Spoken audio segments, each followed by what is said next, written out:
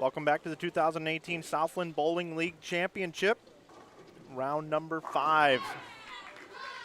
2 matches left in the tournament. This is what I guess you would call the semifinal match. You have Arkansas State taking on Vanderbilt. If you've been watching our coverage all along, you know the format, but I will let you know what it is in case this is your first time joining us. You are watching the 2 teams compete against each other here at the Southland Bowling League here in Dallas, Texas at USA Bowl, the 4th year for the Southland Bowling League. They were in Houston, New Orleans, Jonesboro, Arkansas, and now here in Dallas. You are watching a traditional team game right now. Just like you would see any other night of the week bowling league.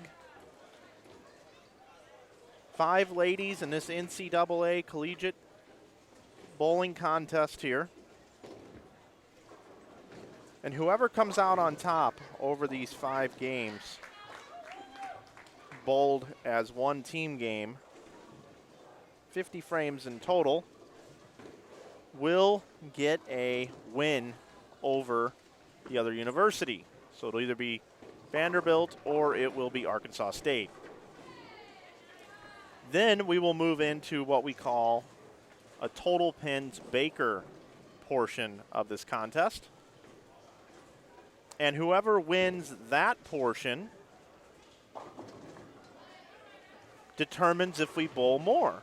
So if the same team wins both of those portions, we shut it down.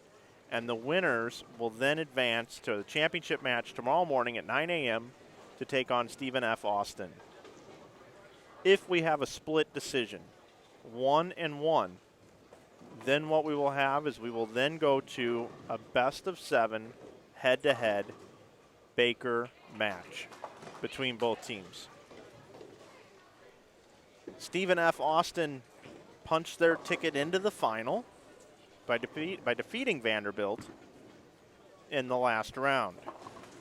Arkansas State got moved to the losers bracket late yesterday and defeated Louisiana Tech and then Monmouth University, and now have to beat Vanderbilt to make it in to the finals. The one thing about Arkansas State, who's coached by Justin Kostick, also assistant coach Tanner Seal and Doug Kaburski, who are here, is they have not won the traditional team game yet in any of the contests so far. That was against Monmouth earlier yesterday, and then against Stephen F. Austin they failed to win the team game, and then against Louisiana Tech they failed to win, and then against Monmouth they failed to win. So they are due to win a team traditional game here, but they have been lights out in Baker. And Vanderbilt coming in today was probably the best team yesterday, and they lost a match against Stephen F. Austin today. And that match against Stephen F. Austin, their anchor bowler, Stephanie Zavala, I apologize, that was actually their anchor bowler from Moscow, Russia, is Maria Bolanova. She struggled quite a bit. And since she struggled, they moved Kristen Kwa to the anchor position, but it just wasn't enough. So that's what we have here for you. We have team bowling, a complete game, and then Baker, and then potentially more Baker. We are here at the USA Bowl here in Dallas, Texas. Josh Modella and his entire staff have done a great job hosting us here. We call this match 13. We've had 12 matches for you before, and we'll have match 14 tomorrow morning at 9 a.m. Sunday morning, March 25th.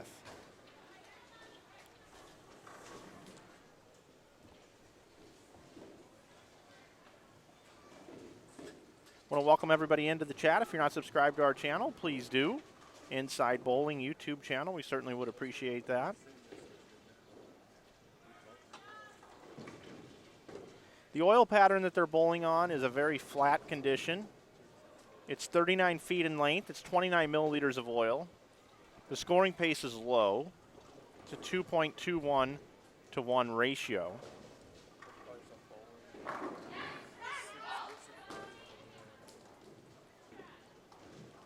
And Maria Bolanova is back in the lineup, and she's lined up with a strike.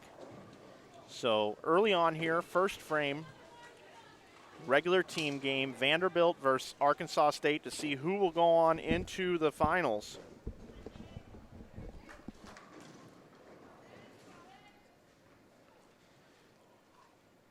And it's been a little while since I've had a guest join me here in the booth, and it's certainly nice to have one. I've never met this gentleman before, but I'm looking forward to getting to know him. It's Joel Weems. He's the Senior Associate Athletic Director from Arkansas State, a sports supervisor for bowling. How's it going?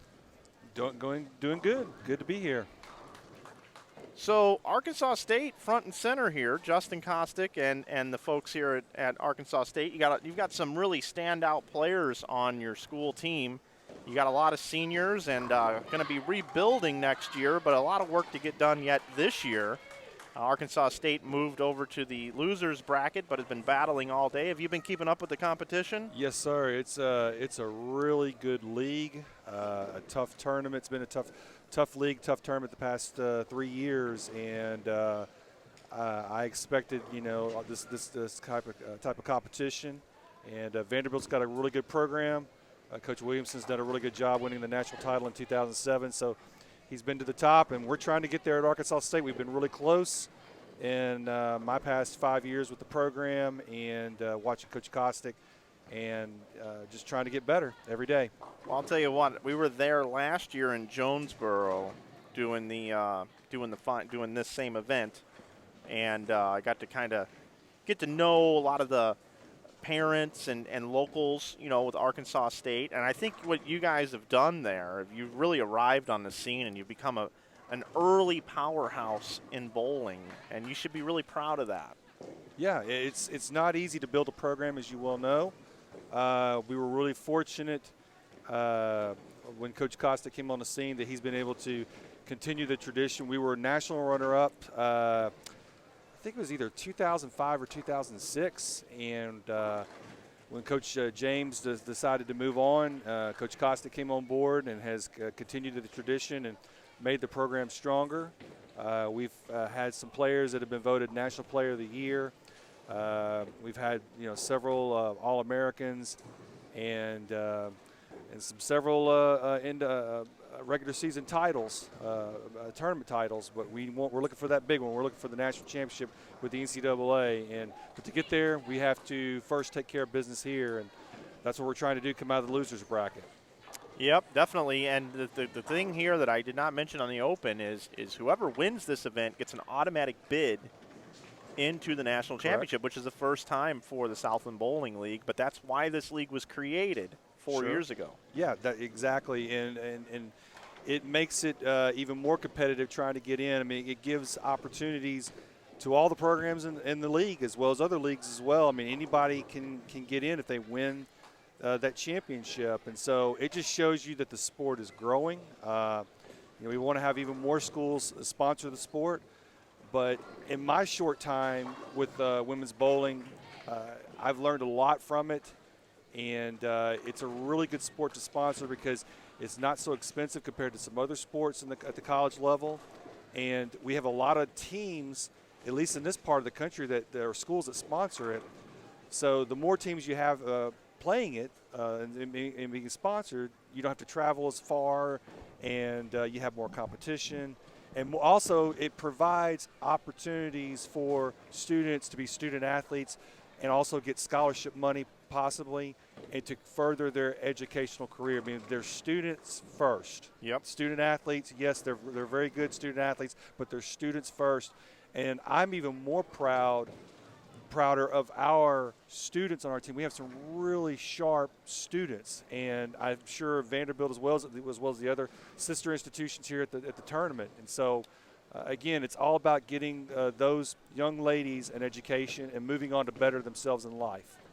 Boy, you said it right there. Couldn't agree with you more. And you've had the joy of watching a really solid senior class. It's Yes. got to be bittersweet here, seeing them get ready to graduate this event and the national championship left. Sure. Let's face it, Arkansas State is going to get a bid in whether they win this tournament or not. Be sweeter to come in hot after winning this event.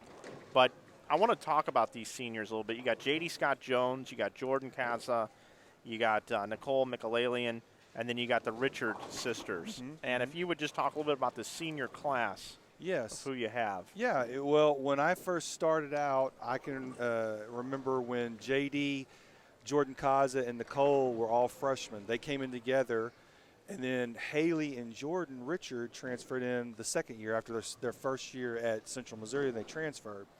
So I've been with these young ladies the whole time that they've been at A-State, and to watch them progress and get better, but also progress as, human beings and becoming, good citizens and good students.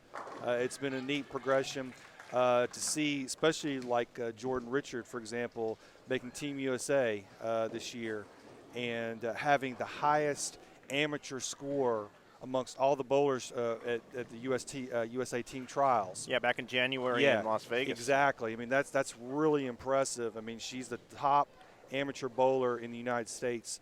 And, I mean, that's neat to say that you were the top. I know she wants that national title more than anything as well. So, again, there's unfinished business. But JD's made a junior team USA in her time at Arkansas State. And Nicole and Jordan have done well and played at times and filled in and been good role players and really good students. In fact, Jordan Kaza just found out she just got a job in Memphis. She already is set up for work as soon as she graduates. Really? Yeah. So, I mean, it's really a neat thing to see them, again, getting ready for that next step in life. And the cool thing about bowling, just like playing golf or playing tennis, being an individual sport, you can still keep playing it after you're done. When you're a college football player or a college basketball player, a lot of times when you finish up your eligibility, you're done. Whereas at least in bowling, golf, and tennis, other individual sports, you can keep playing well into your adulthood. So that's another neat thing about it. We're talking it over with Joel Weems, Senior Associate Athletic Director at Arkansas State, sitting here cheering on his team, hanging out here at the Southland Bowling League with us. Talking about the senior class and, the Richard sisters, you said, transferred in. Their sophomore year, been 3 years with the program.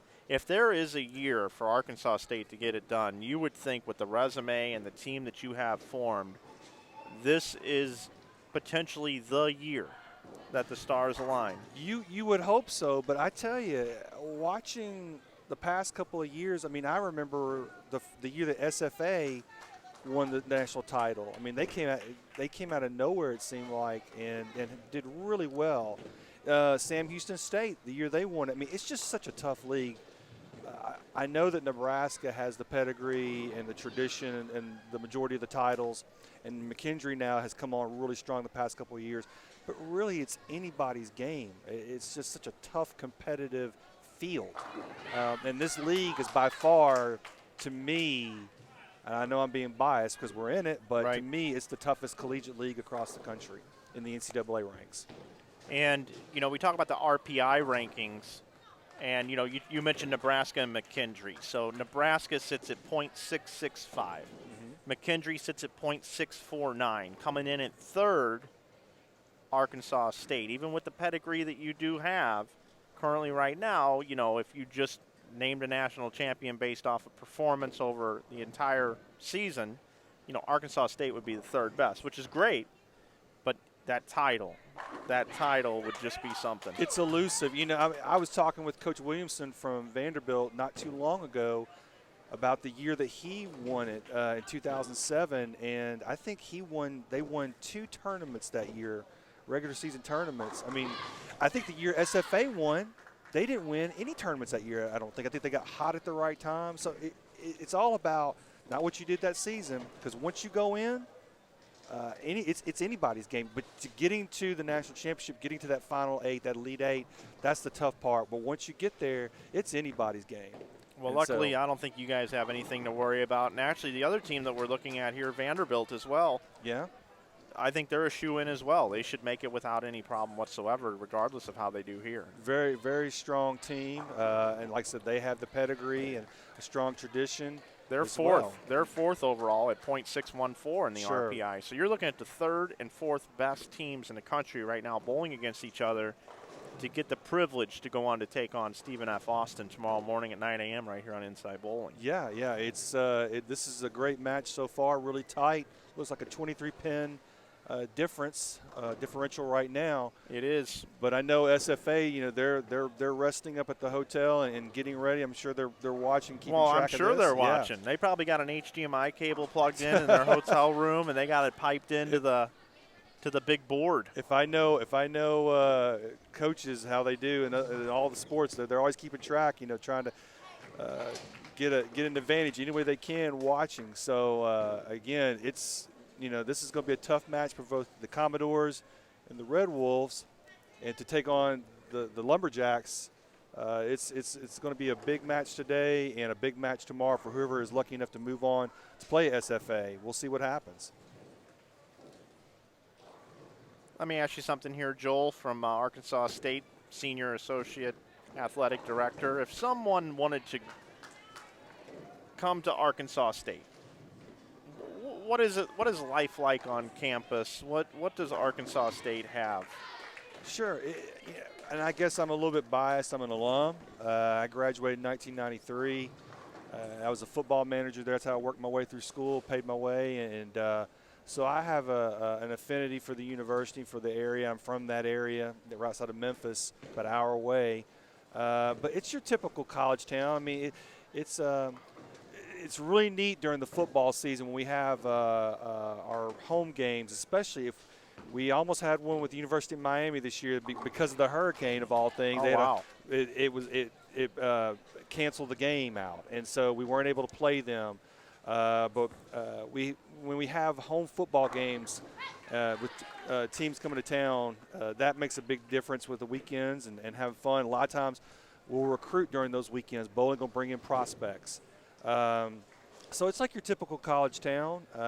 We're lucky to be in FBS programs, just like Vanderbilt. Of course, with them being in the SEC, that's a huge advantage for them, and being in a great town like Nashville. But one of the things that I'm really proud about our bowling program, as you saw last year, we just opened up the new players facility there at Hijinks. Okay. With the new lounge, players lounge, a pro shop, yes, and a locker room facility and an office for Coach Kostick. And we're very fortunate to have that because a lot of programs don't have that. And I think that's a major recruiting tool. It shows our commitment to the program. Our athletics director, Terry Mahajer, he is very much a proponent of the program. He'll be at Nationals if we make it. I never want to say we're going to until we actually get that bid. But he's attended the past few years. He wants us to win because he knows that this is one of our most strongest programs, if not our strongest as far as having a good chance of winning a national title. And it's very important to him. So we have the support of the administration. Our new chancellor, Dr. Kelly Dampus, and his wife were in Nashville last weekend when we were playing at Vandy's home tournament. Yes, the Music City Classic. Yes, in Smyrna, yes. And Dr. Dampus and his wife were kind enough to not only come out Saturday, but they were also there Sunday as well. And he was the former faculty athletic representative at Oklahoma, University of Oklahoma. So he gets it that athletics is a very important part of the university, that it's a front door to the university as far as like getting us that exposure on a nationwide basis. And so I would say, Arkansas State, we can always get better in a lot of things, but we're growing. Our facilities are growing, not only in athletics but across campus. And like I said, we just want to keep winning and keep expanding the brand.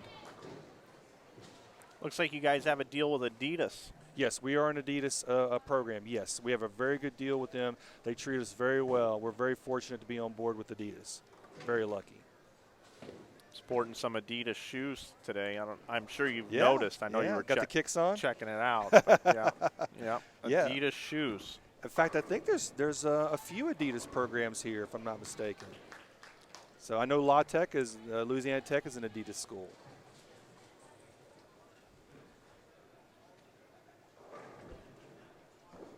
So this game just got really close. We've got some doubles up on the board for Vanderbilt now with Jordan Newham and Kristen Qua both have doubles up on the board. It's good to see Maria Bolanova back on the strike wagon. She really struggled in the last round, number 4. She's a really good player. Yeah, she is. She's from Moscow, Russia. Yes. Very strong. I was talking with Coach Kostick earlier, and he says that he's rebuilding next year, but he's got quite a few recruits lined up coming in for next year. So looking forward to next year. A little rebuild, a little reload, and that should be a bit of a challenging year, but the future is bright, I hear. Yeah, we've had a few signees, and I know he's still doing a little bit more recruiting to round out the recruiting class for next year. Again, we will be young. We only have 3 returning student athletes, the 2 freshmen, Leah and Taylor. And Leah is a future star. I heard she was really good in high school. Yeah, she's from the Las Vegas area, and she's also very active on social media and just a bundle of joy, really. She is. And you know, a neat little thing about Leah is where my office is located, we are in the same building with the academic staff as far as the coordinators and counselors and things like that. And Leah is in our academics computer lab every day. Really? Even though she doesn't have to come in because her grades are very solid. I mean, she's a really good student, but she comes in every day for at least an hour and a half to 2 hours studying or working on projects when she doesn't have to. And I see her in there all the time, say hello to her. And for a freshman, that's a really good work ethic because it makes it a lot easier when your classes really get tough. By the time you become a junior or senior, she should be set academically, I would think.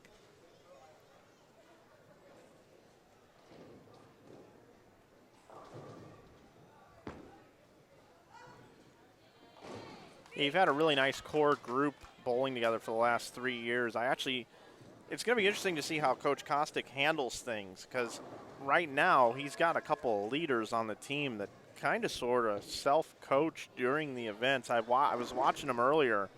You know, they've fallen behind in every match in the team game. This portion right here, they have not been able to bowl well, but then they just are dominant in Baker the last 2 days.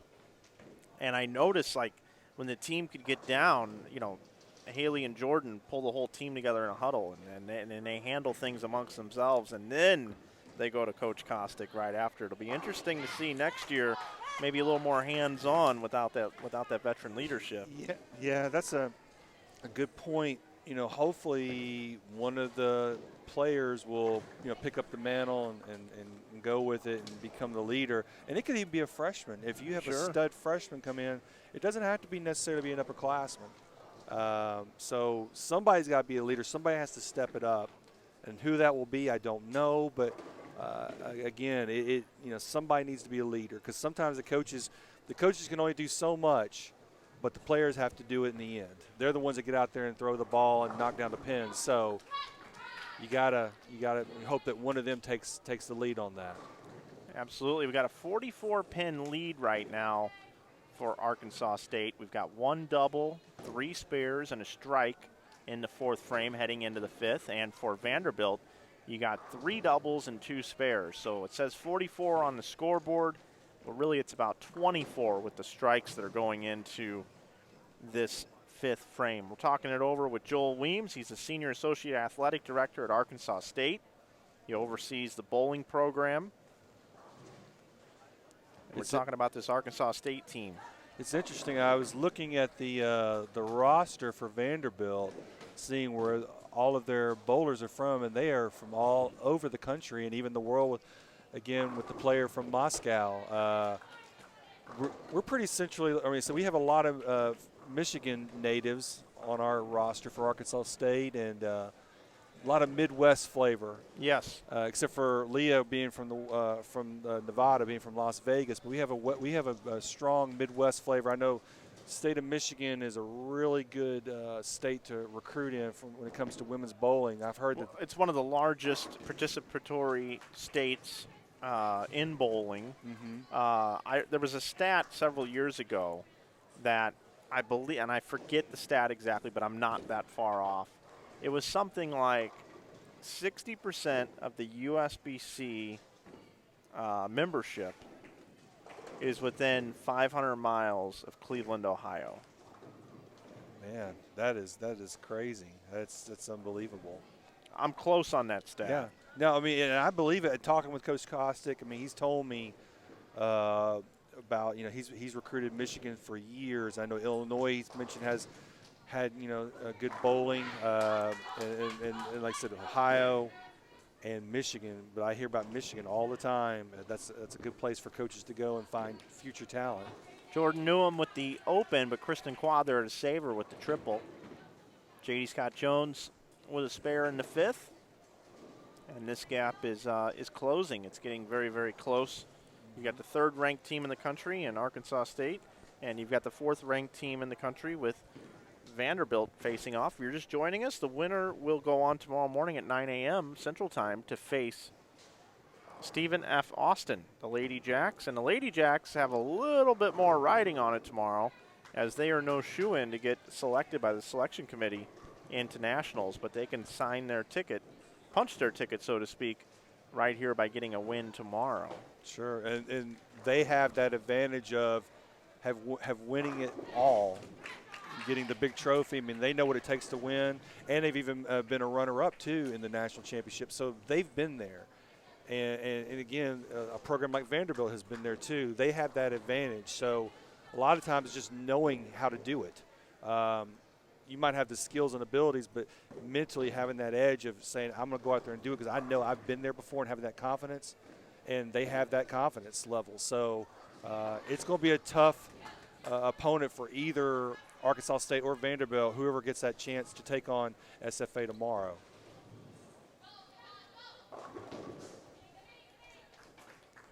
The oil patterns, it seems to me like they've been really tough this tournament. Yes. Really, really tough. I mean, it's obvious when you look at the scores of the traditional game. They've been very – I don't know if any of them has really come close to 1,000. Yeah, earlier today we had a very, very Monmouth actually bowled almost 1,000. They had 1,000 left with a couple players to go and fell just short. But, yes, 200 is a very good score on this pattern. It's flat in length and 39 feet in length, very flat across. And to those that don't know what that means, is on your typical house shot or a league shot, there's less oil concentrated on the outside part of the lane. So if you miss towards the right and your ball is rotating, it's going to have more of a chance because there's less oil. It'll grab that friction and come back towards the head pin. And if you miss left with your ball, there's more oil concentrated and it will slide more to keep you more closer to the 1-3. So it's kind of like a groove or a NASCAR banking of a track, that the further right you miss, the more it's going to hook. The further left you miss, the more it goes straight. Helps you hit the head pin first. That's the key in bowling. You got to hit the head pin to have a chance to knock them all down. Mm-hmm. Yes, that is correct. Yeah, it's and that's one thing when I came on board 5 years ago and my boss assigned me to supervise the sport, I had no clue. I never knew about oil patterns and things of that nature. And I've learned through coach and through watching the game and being around these teams and these programs more and more about the sport every year. I mean, I've got a lot to learn, a long ways to go, but yeah, oil patterns are huge and how they set up throughout the day. You know, we re-oil the lanes between each match here in this tournament and at nationals, but when you go to the regular season tournaments, they go a whole day, and the oil, the patterns change throughout the day because they burn the oil up, basically dry it up with each throw. So it changes, and you have to adjust on the fly. The teams do. So you oversee bowling. Do you oversee other sports as well? I do. I oversee men's golf, and I'm really lucky because women's bowling, we're ranked number 3 in the country right now. My men's golf team, we are on the cusp of breaking into the top 60. We're number 63 right now in the country, doing really well. We placed second in a tournament at UT San Antonio last week, only to Oklahoma, who is number 10 in the country. We beat a top 40 team in Kansas at that tournament.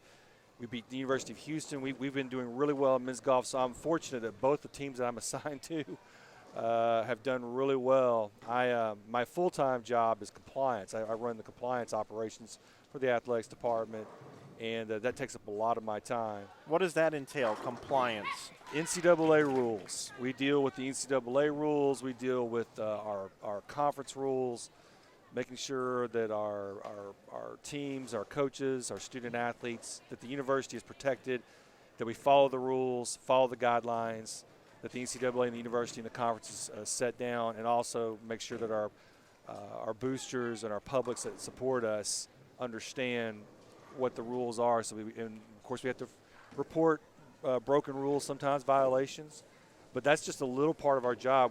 Everybody thinks of compliance as being, oh gosh, here comes the police, they're going to come get me and punish me. And that's not always the case. A lot of times we're there to support, we're there to educate and help and find permissible ways of doing things to help the coaches and the student athletes succeed. So it's not all about just saying, no, you can't do it. We look for permissible ways of doing things.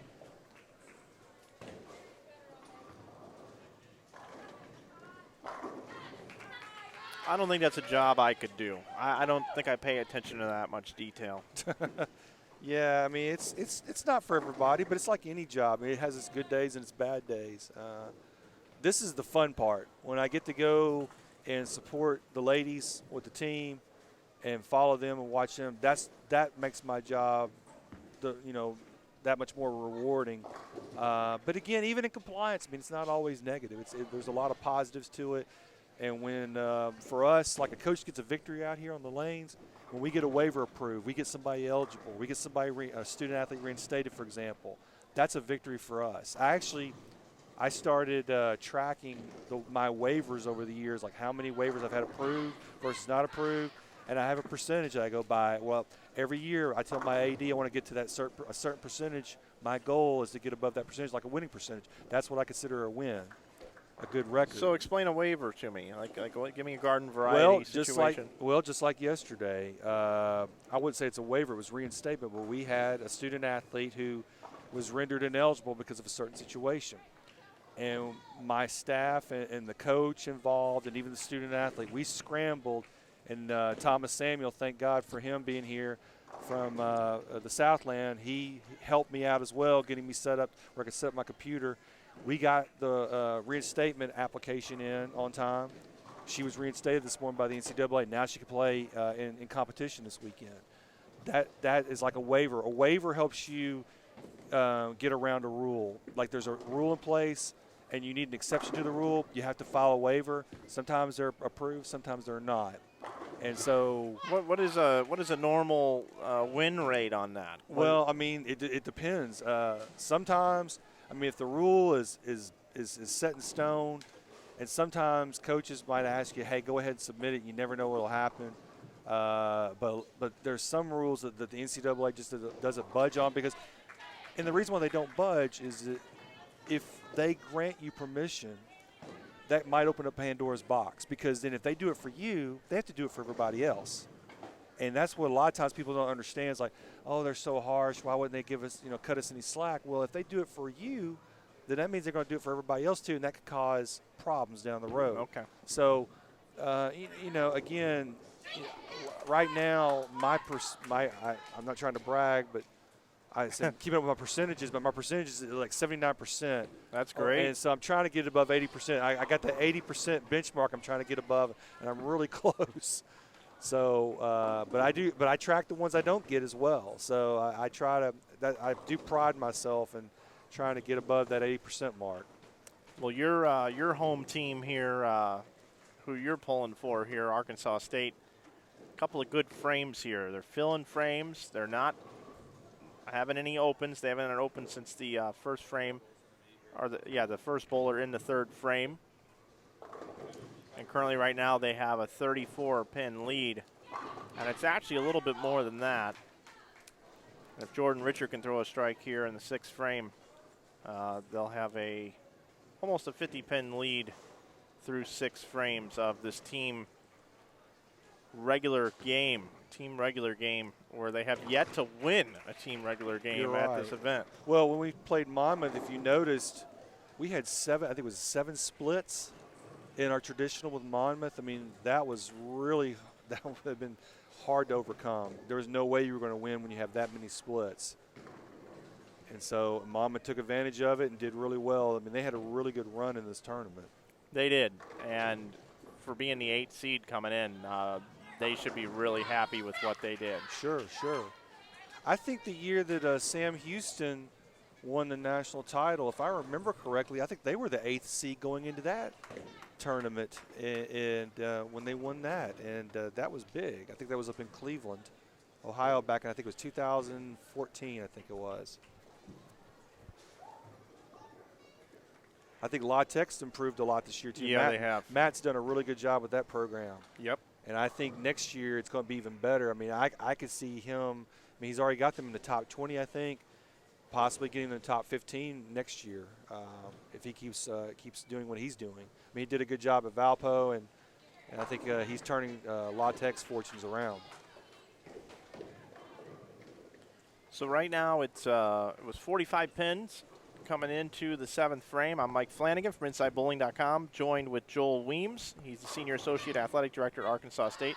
Joel, do you get a chance to tune in to much online streaming of bowling? Believe it or not, I was telling Thomas yesterday when I was driving into Dallas, I actually had you guys on for because I wanted to be able to keep up. I missed the first match yesterday when I was driving, so I plugged into my car. I wasn't watching, of course, but I could listen to y'all on the car system, on the audio system, and so I appreciate the live streaming that you're doing for us. I mean, it's very, very much appreciated.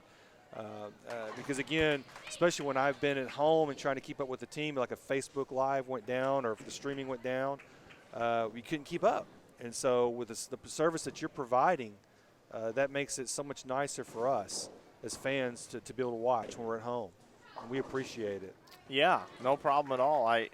This was a hobby for me. This was not really a business 10 years ago, you know. Yeah. And now there's like all these opportunities to go stream all these different things. And yeah. Quite honestly, I don't have enough time to do them all. So yeah, I heard you saying that with all the travel. You were telling Thomas yesterday. With yeah. All the travel, and you're from Utah, correct? I live in Utah. Yeah. I mean that'll keep you busy. Yeah. I think you said, was it you were on the road 7 straight weeks in December or January? I think I overheard. Yeah, I've had last weekend was my first weekend home really to start the year. That's crazy. Yeah, I mean, maybe I've had a couple, but man, it's been a lot of travel, and right now I'm trying to figure out what I'm going to be doing the next couple of weeks. I got to be in St. Louis next Saturday.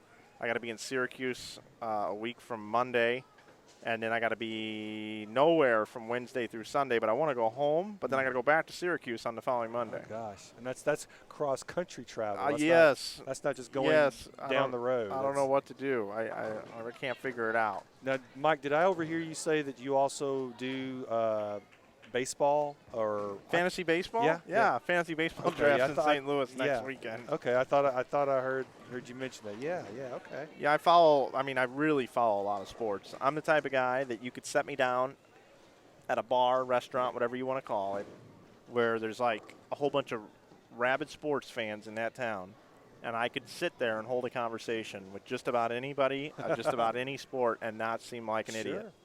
Well, who is your favorite MLB team? Well, that's the thing. You know, I'm from St. Louis, born and raised. Okay. And, you know, the Cardinals is who I pull for first. Sure. I'm more of a traditional St. Louis Blues fan. Yeah. But really when it comes to sports anymore, with all the fantasy and all the different things that you do with it, I'm more of a fan of the story than I am tied to a specific team. And I get really sad when extraordinary athletes retire. That really bothers me. Like, I think NASCAR is struggling bad right now. They're losing sponsors. They're losing fan base. And I believe it's because their superstars have passed on, retired, whatever you want to call it, and they've done a really bad job of trying to create characters within that sport that people can cling to.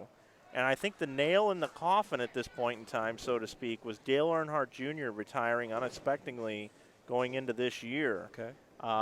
And I believe with what they've done with the car of tomorrow and making all the cars set to even go more equal, you've only got 2 or 3 engine builders out there. There's just it's less blue collar and it's turned into more of a corporate sport.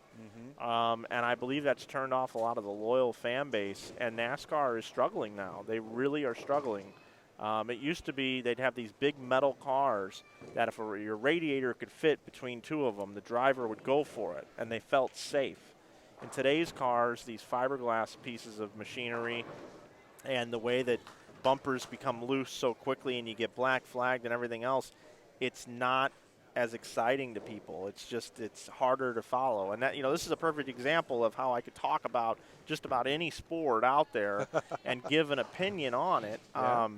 But, I really struggle with that. I struggle with the National Football League right now. I think Peyton Manning retiring has hurt them more than they know. I think, having some of these young up-and-coming people that they pass the torch off to, like an Andrew Luck who cannot get on the field to save his life because of injuries. The Kaepernick situation where he was in a Super Bowl against the Baltimore Ravens, not too far removed, and now he's doing things to where the whole country hates him, and now he's out of the league. I think they've had a really bad string of luck with this quarterbacks, and I think that has created a situation in the NFL that it's been hard to get loyal fans to get behind the team. Hard to market the league, yeah. Yeah. Well, it's just like, I know I'm not a big boxing fan, but I can remember as a kid growing up in the 70s how big boxing was. I mean, I can still name all the big stars from the 70s and early 80s as a kid. And I'm not even a boxing fan, but I remember watching those with my father because he was. But I can still name them. Boxing was so much bigger back then than it is now. I mean, and it's kind of like what you're saying with NASCAR, that it's dropping off. I never really thought about NASCAR in that fashion because I'm not a racing fan. But even Formula One racing. Yep. In the 70s, you could even name, Mario Andretti, for example. Lion Dyke. Who's the gentleman that has the commercial now that you see, the Scottish driver. I see he has a beer commercial out right now. She's on TV all the time. Back in the day, you see him all the time. Jackie Stewart, correct? Yeah. Emerson Fittipaldi. And you don't ever hear about Formula One racing anymore. I love talking about things with people, getting insight. We do have the bowling tournament going on in front of us. Jordan Richard now has the 5-bagger. We've got a 74-pin lead right now for Arkansas State. Still staying clean. Like I said, they haven't had an open frame since the leadoff bowler, J.D. Scott Jones, in the 3rd frame. Vanderbilt hanging tough, but Vanderbilt's going to have to start getting some striking going here in the 8th and 9th frames. I am Mike Flanagan from InsideBowling.com. We're joined by Joel Weems, Senior Associate Athletic Director at Arkansas State. And we're just sitting here talking about sports in general and getting some takes from Joel as well. And, I think right now, the NBA is the most popular sport on planet Earth. And I haven't been a big NBA guy personally. But living in Utah, I've started to like the Jazz. I've gone to more games than I've ever gone to in my life, professional basketball. But here's how you can tell what you should or shouldn't be doing. If you go to Facebook and you type in MLB, and then you type in NFL, and you type in NBA and all the different sports, and you look and see how many likes that sport has, how many shares they're getting per post, that shows you where the popularity is. And the NBA is winning in a landslide right now, and it's because they allow their athletes to go out and have a personality. A player can take over a game. They can really take over a game. Sure. In basketball, you only need 1 or 2 really good players to win, and also to market the league. LeBron, Michael Jordan back in the day. Though I will say this, I was more of an NBA fan when I was younger, back in the 80s and the 90s. Sure. But it's obvious. They've done a really good job with the league these days as well. Well, they do a good job setting up the schedules, and now there is the next open. J.D. Scott Jones has the last 2 opens now for Arkansas State, uncharacteristic of her. But the interesting thing about the NBA that they do is they set up these matchups like on Christmas. On Christmas, they had 4 games. They had marquee matchups. They had LeBron versus Steph Curry. Sure. They're just smart when they know people are going to be sitting around. Yeah. The game's on TNT and how they start and end and how it's like in a cycle. And they just do a really good job. And I think that other sports should follow suit with what the NBA is doing. And now now all the sports are, they were starting to gain some market share away from golf, and now Tiger's back. Tiger Woods is the exact example. When people talk to me about bowling, they say things I get asked all the time. Mike, if you were in charge of the PBA, or what does bowling need to be more mainstream and help more people go out and want to bowl? Well, what you need is a marketable athlete. And Jason Belmonte with 2 hands and all that's very, very marketable. But it just hasn't caught on as much as Pete Weber, for instance. You need some characters that have videos made about them, and they're out making their own videos, and maybe they have a publicist. There's no publicist in bowling for the professional athletes because the money's just not there. Okay. If bowling ever rallied around promoting the players and helping the players, getting some social media help and some things like that, I think we would have more marketable, followable players. People will tune in to watch the personality. The problem is you have 150, 200 people enter a tournament, and there's no guarantee that player is going to make television. There isn't a schedule for these players that you're going to make it. Like, the NFL, hey, you get drafted by a team. You're going to be on TV 16 weeks. You may be on more if your team does well, and that's the difference. Yeah. Just got a notification. Darren Edrington, the strength coach for Vanderbilt, he just texted. He's watching and listening to the broadcast. So, excellent. Shout out to Darren. Well, hey, he should fly here and sit on the other side of me so we can promote and hype Vanderbilt just as much as we're hyping Arkansas State right now. Yeah, Darren's a good guy. I worked with him for a few years at Ole Miss, and he's been the strength coach with Vanderbilt women's bowling for a while now. He's done a really good job with them. Look, I'll tell you what. I don't think Vanderbilt really needs any help recruiting with the location of where they're at, what they've been able to do with their athletic program across all sports. They have everything you would want at Vanderbilt. And it's interesting you mentioned the St. Louis connection. My brother-in-law, talking about connections here, he's from Ladue. Okay. Lived in St. Louis, grew up in St. Louis. He went to graduate school at Vanderbilt, so I got a little bit of a Vanderbilt connection there. I've always been a big fan of what they do over there, both academically and athletically. It's a really good university, So here we are, 85-pin lead currently right now for Arkansas State. This would be the first team game that they have won in this tournament thus far through the bracket.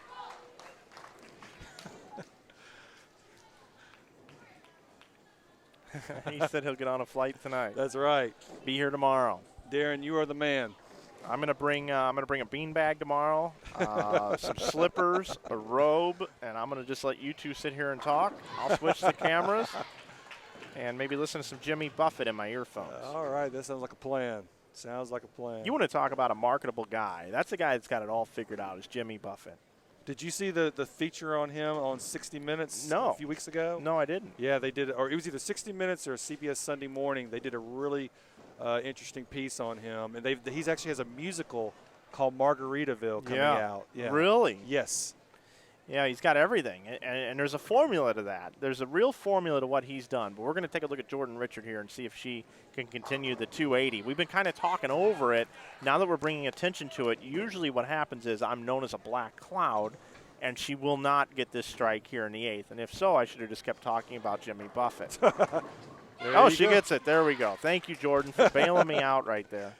So here's what Buffett's got from a marketing perspective. If anybody's listening that owns a business that needs some marketing help, if you think about what people do, it's the grind of work all week, right? So you have to wake up at 6 a.m. to get the kids ready. You got to make sandwiches. You got to give them lunch money, whatever it is. You got to get them to school, take them to the bus, whatever it is. Sometimes they're sick. You got to go through all that. Once you have all that figured out, then you go to work. Then you got to go and you got to put in your hours. You got to report to your boss. Not everything your boss does you're going to agree with. You're going to have good days. You're going to have bad days. It can start to weigh on you. Then you got to go to lunch. You got to clock out. You got to talk to your buddies. You're going to hear about how their life is so great and yours is so bad, even though they're not actually telling you that. But they're going to brag about it over lunch. You go back. You got to finish up some reports. You got a lot of things going on. You'd rather be doing something else. Meanwhile, the whole day. And then you finally got to pick up your kids. You got to make dinner. You got to do the whole thing. You might have an hour and a half left at the end of the night for yourself, maybe.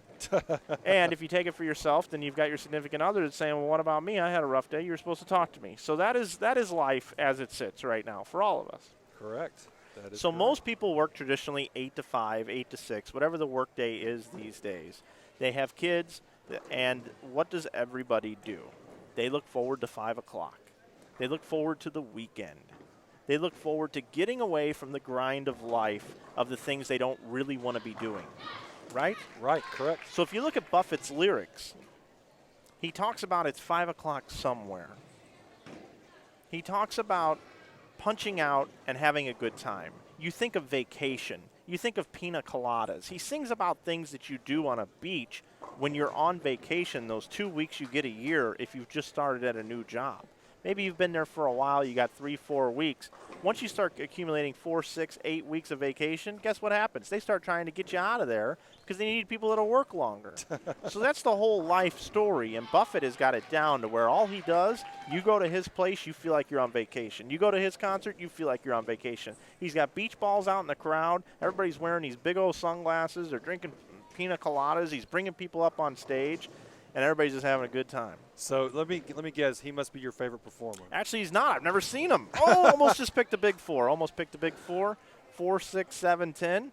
6, 7, 10 takes it right out of it. He and Sammy Hagar kind of got the same thing going, but Buffett is more about the 2 cheeseburgers in paradise with a old ice cold beer, getting wasted away in Margaritaville, 5 o'clock somewhere. Oh, Mexico. The guy's got it figured out. Everything he sings about is the opposite of work. Yeah. Well, let me tell you something. I cannot complain about my job and what I get. I mean, I get to go to sporting events. I get to work with young people that are trying to better themselves, getting an education, also bettering themselves in athletic competition and developing into productive young adults. I mean, I'm really fortunate to get to do what I do. And so, yeah, we have those tough days like any job, but I mean, I've got the best job in the world. I really do. And getting to come to these kind of competitions, getting to sit down and talk with folks like yourself, I mean, this is fun. This is not work for me. This is fun. It is fun. And I'm fortunate as well. But I am talking about the majority of people in America that, unfortunately, that's a state of what is going on right now. And anybody that's listening that is in a situation like that, God bless you. And I hope that you find something that you can enjoy a little bit more. Or you can retire early because you're just getting filthy rich going through that grind every day. Yeah, we're all trying to get to retirement age, aren't we? Jordan Richard, she has had a nice string going here, but it ends in the 9th frame. She can still bowl 259, and her team has a 113-pin lead over Vanderbilt. It's not quite that much because we do have some strikes coming down the board here, and they are half a frame ahead. But it's comfortably an 85-pin lead for Arkansas State. Remember, everybody, this is just part 1 of this round number 5. If Arkansas State wins here, they then go on to take on Vanderbilt again. Different format, though. They bowl 1 game as a team 5 times, 5 Baker games. And if Arkansas State were to win that, they would advance to the finals to take on Stephen F. Austin tomorrow morning at 9 a.m. If they don't, and Vanderbilt is able to win the Baker portion, and it's tied up 1-1, we will do more Baker, but it will be head-to-head matches, and it will be the best 4 out of 7 coming up. These guys run a nice league down here, Southland Bowling League. They've done a really good job. I've been very happy this every year with the tournament, and whether it was in New Orleans the first year when Tulane was the host, and then last year we were fortunate enough to host in Jonesboro, and now this year in Dallas. They've done a great job every year, and it gets better and better each year. Sure does. I really like this facility. It's I do too. It's spacious. They're renovating it. I really like the graphics up on the scoreboards there. And that's really cool. That has been nice, even for our live streaming. Yeah, it's cool. It's really a good setup, and I've been very pleased with it. The hotel, they did a great job with the hotel where they set us up. It's really close in proximity. It's really nice, and a lot of stuff over there too, including a closing Toys R Us right next door. As we talk about the economy and we talk about life and things like that, boy, how sad is that Toys R Us is going out of business? Yeah, I mean, an American institution that's been around, I think, 60 some odd years. Yeah. Something that we've always had around since being kids, and to see it go away. But you also hate it for those folks that are going to lose their jobs. You do. That's the worst part. The thing that upsets me the most about it is there's a great thing going around. Gary Vaynerchuk is a guy that I follow, and he talks about how Toys R Us never adjusted to what happened in the marketplace. They never adapted.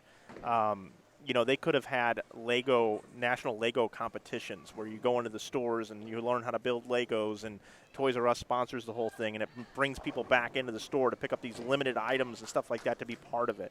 You could have had, I believe he calls it slime stations, where you could go in there and you could build slime and get all these different types of goo. And she's all into the slime now. You need to be interactive. You need to be interactive with people. You can't take these fixtures, put them around in a store, angle them a certain way, put your prices on there, and stock the shelves. You can't do that anymore to be competitive in today's marketplace. You have to go above and beyond, and you have to provide a source. You have to solve problems for people.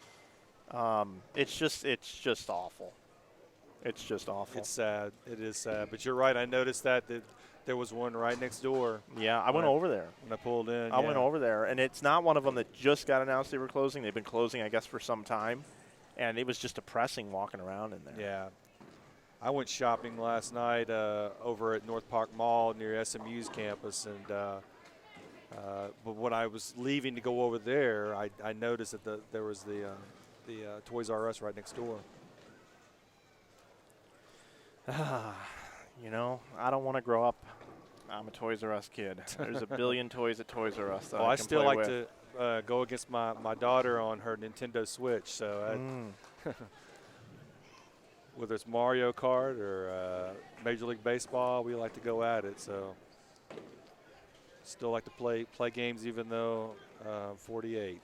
Well, when I grew up, there were 3 toy store choices, and they've all now gone out of business. The first one was my favorite, which was Toy Chest. They had a place called Toy Chest in St. Louis, several locations. Loved that place. Loved the way it was laid out. Just felt like they had a wider selection of action figures. Like, oh man, when I was a kid, I loved it. Then they had a place called Children's Palace. And they had the palace, on the outside of the building, and it's really cool. It's like a castle, and then Toys R Us, with Jeffrey the giraffe and the characters, and now they're all gone. There's a huge opportunity. Why don't you and I take a little bit of savings and let's open up a new toy store. Oh, me. I'd drive it into the ground. If you let me run it, I wouldn't be good for it. 185 for J.D. Scott Jones. Jordan Newham, 187. Kristen Kwa can still bowl 191. Possible 197 for Kelsey Abrahamson. Samantha Gaynor can still bowl 194. Maria Bolanova can bowl 205. And then J.D. Scott Jones, 185. Taylor Davis, 191. Leah Glazer can still finish out with 202. Haley Richard with 204. And Jordan Richard with 259. Some uncharacteristic opens here towards the end of the game for Arkansas State, but still with a 97-pin lead. But Kristen Kwa could actually cut that down to 87. It's going to be tough. It's going to be tough, especially with Leah Glazer throwing that strike there in the 10th frame.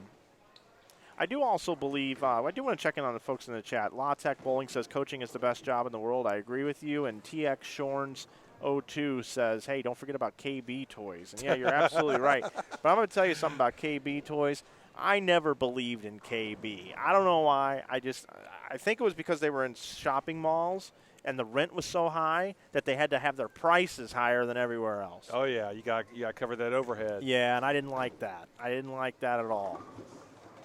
I'll tell you the one that's in trouble now, in my opinion, is GameStop. I think GameStop is in big, big trouble because over the next 5 years, eventually you're just going to download every game. You won't have to go to a store and buy them. So you're predicting they're going to go the way of Blockbuster Video. Absolutely. I mean, who would have ever thought 25 years ago that Blockbuster Video would go bankrupt? That broke my heart, too. I mean, that was a huge franchise. Yeah. And but when things went, when they went to internet base, downloading, it changed the business. That's why bowling, you're not going to be able to do online. I know you can play Wii bowling, but that's why bowling centers are great. That's why places like Dave & Buster's, if you can combine food with an activity, I believe that is going to be the wave of the future moving forward. I'll give you another perfect example, Top Golf. What is Top Golf? It's a driving range. It's just a driving range. With targets to hit. Well, it's a technology-friendly driving range. Where you can eat and drink while you Where play you the can game. eat and drink while you play, and it's upscale, and you feel like you're at the Taj Mahal of golf. Mm-hmm. And they do a very good job. If you go somewhere, you can track your stats. They send me emails telling me, hey, Mike, come back. We got a new game. Yeah. You got your Top Golf card I got my Top Golf card right there. Yep. What driving range have you ever gone to before where they gave you your own membership card? So it's just about doing things different. And there's a nice break there for Haley Richard. 84 pins ahead here. I love talking about other things. Like, you can sit here and talk about bowling and every single shot and get into all of the logistics. But right now we are providing you the scores in crystal clear quality. We're at a beautiful facility. We've explained everything that's going on. You know what's at stake. We're in portion number 1. We've got a bit of a blowout forming here. 84 pin lead right now. But I really do love talking it over with folks that I just meet, such as yourself, Joel, who is a senior associate athletic director at Arkansas State. I didn't even know you were going to come sit in with me, but I'm very happy that you have and that you are here with me. It's just nice to get different perspectives on things. And, you know, a lot of people that are watching this also, you know, and watching it back are student athletes, and they're thinking about these things. I think there's so many problems with going to college and not understanding what you should major in. What is shaping today's future? You may want to do something like, let's say 15 years ago, your goal was to be a district manager or the marketing director for Blockbuster Video because you've been going there your whole life as a kid. Well, by the time you graduate college, you say they're going out of business. Well, then what are you going to do? That's right. Yeah, it's a tough decision. I think the biggest challenge for student athletes, or students in general, you need to, if you can, if you are academically sound enough, you need to major in specialized programs, whether it's pharmacy, anything medical-based. Medical's great because there just keeps being more and more people. I think anybody that has a math or a science background tend to, these days, come out making more money in certain specialized fields than others. And it's not to say that other majors aren't important. They are. But the salaries are proving it. I know when my wife, she worked in a pharmacy school at a university, and at that time, those students coming out were starting at 6 figures coming out. Yes. Right out of college. Well. And so because it was a specialized program. Perfect example for you. There's one right there. Accounting. Accounting, yep. One of our listeners mentions accounting. Yeah, accounting's a strong one. How many Walgreens and CVS's have popped up in your neighborhood? A lot. Every single one of them needs a senior pharmacist. That is a 6-figure paying job out of college. Exactly. Well, and you think about it also, people are always going to need food. They're always going to need gas. Yes. Those kind of services, if you can get into that on the management side or the ownership side, that people are always going to need that. So oil. Well, people want their medicine. Problems to be solved. And if you can solve a problem and save them time, you're in. That's why the gas station's having Slurpees and all these different things. It's a one-stop shop. You can get just about everything you need, and that's why in people that are having children now, and you start taking your kids to the toy store, they're going to refer to the toy store as Walmart. That is the new toy store, and Target. That's the new toy store. Jordan Richards going to bowl 259 here. Or maybe not. They're going to bring in the substitute to throw the fill ball. But just absolutely an outstanding performance here for Arkansas State. And it's about time they won a team game. And they did bowl over that 1,000 mark that you talked about earlier, Joel. Yeah, we finally broke through. We've had a tough day, a tough tournament. We had a tough day yesterday, too. How about that shot right there for the fill? 259, 1025 the total. Games of 185, 191, 187, 203, and 259. And Vanderbilt not bowling a bad game whatsoever. 187, 189, and they've shown up in the 10th frame. They got a couple of doubles here in the 10th. And more importantly, they've got their anchor bowler back, Maria Bolanova. She bowled, really struggled earlier, but now she seems to be back with it. And you can see right there in that shot that she's going to be clutch for them coming up in the next part of this, which is the Baker format. It is the Baker format coming up next. Sure. Yeah, I mean, it's 87 pin difference right now, but I think it's going to be, of course, it'll be a lot closer once Maria is finished with her throws. And with them going over 900, I mean, they had a good game, too. These are tough patterns. These are really tough patterns. And so it's anybody's game come up with a Baker. They can get to 958 with 2 more strikes. And we'll have that Baker for you here. If Arkansas State can win the Baker portion, which they've been awesome all day and yesterday, we won't need any more bowling. And it'll be Arkansas State taking on Stephen F. Austin tomorrow in the final at 9 a.m. Oh, look at that 9-pin there. Actually, you know what? I got a chance to look at the replay. Let's look at this. So you see this ball go down the lane, and it perfectly hits the 1-3 pocket. The 9-pin stands, and then I believe that's probably the head pin that went off the wall and came over, spun across, took that out. Take a look at the scores. There are your scores. 1 ball left here. Looks like they're bringing in a substitute to throw that shot. I'll tell you what's amazing technology. You think when I was a kid, 14, 13 years old, watching bowling on television, that you'd ever think that I thought that I would be able to travel somewhere with a couple of suitcases or a Pelican case and set up and be able to switch cameras, build picture-in-pictures, set up graphics and all this and commentate bowling? Did you ever thought that? No, I mean, I the first computer that I ever played around with back in 7th grade had MS-DOS. MS-DOS? No mouse. I mean, monochrome screen. To think that how far we've come and how far we'll go. I mean, it's unlimited. It's limitless. You know, HD TV is only about 15 years old. And now how many tube televisions you got in your house? Oh, gosh. You got any tube televisions in your house? None. Everything's flat, right? Everything's flat. And there's so much light. here. It's widescreen. Yeah, see, I'm showing my age going back to the 70s when you had the console TV? Inside the furniture. The TV was inside the furniture like it was like a case. Like a big, just like the record player. Record player was the same way. Exactly, yeah.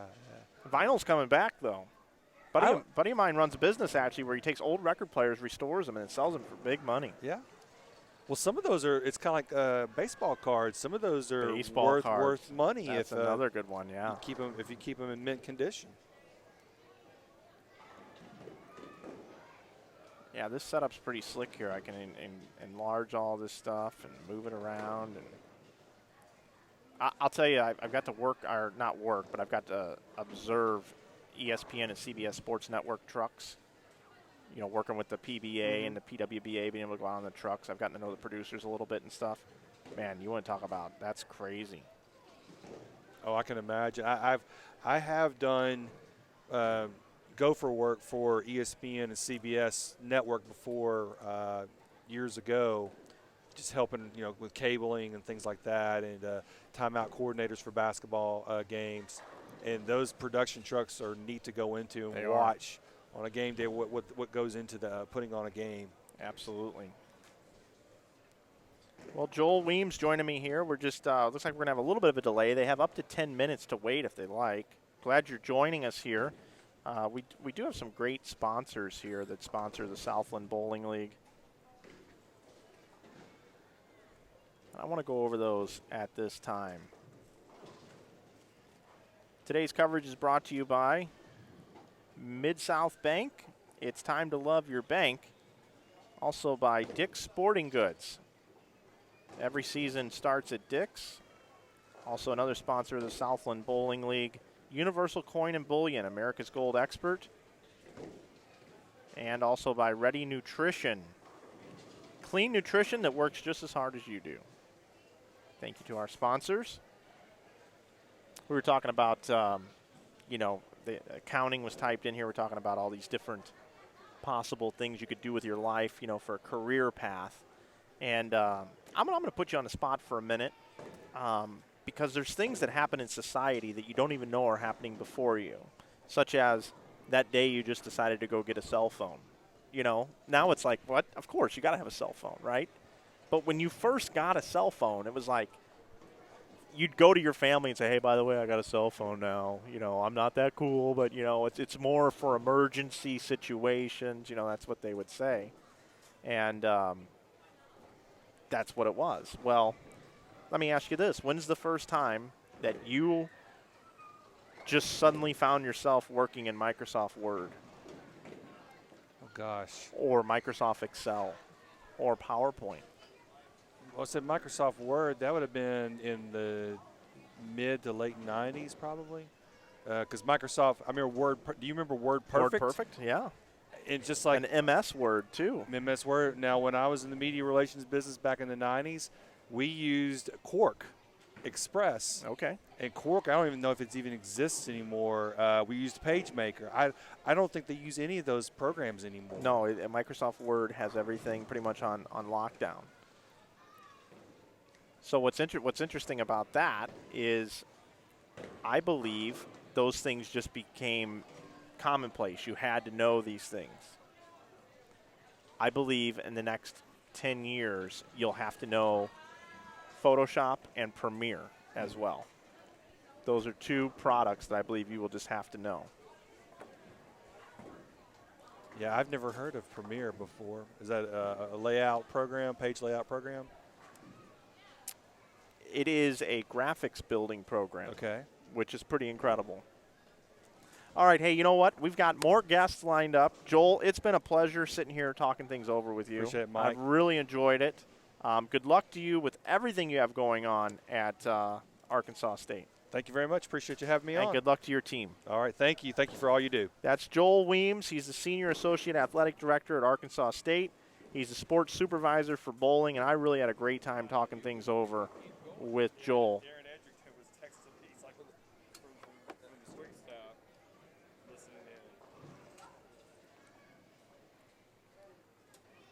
So we have a question here. So what is happening now? What is happening now is they have the ability to wait up to 10 minutes before they start the next round, and that's what they're taking advantage of right now. Both teams have to agree when they're going to start, and it looks like that time is going to be now.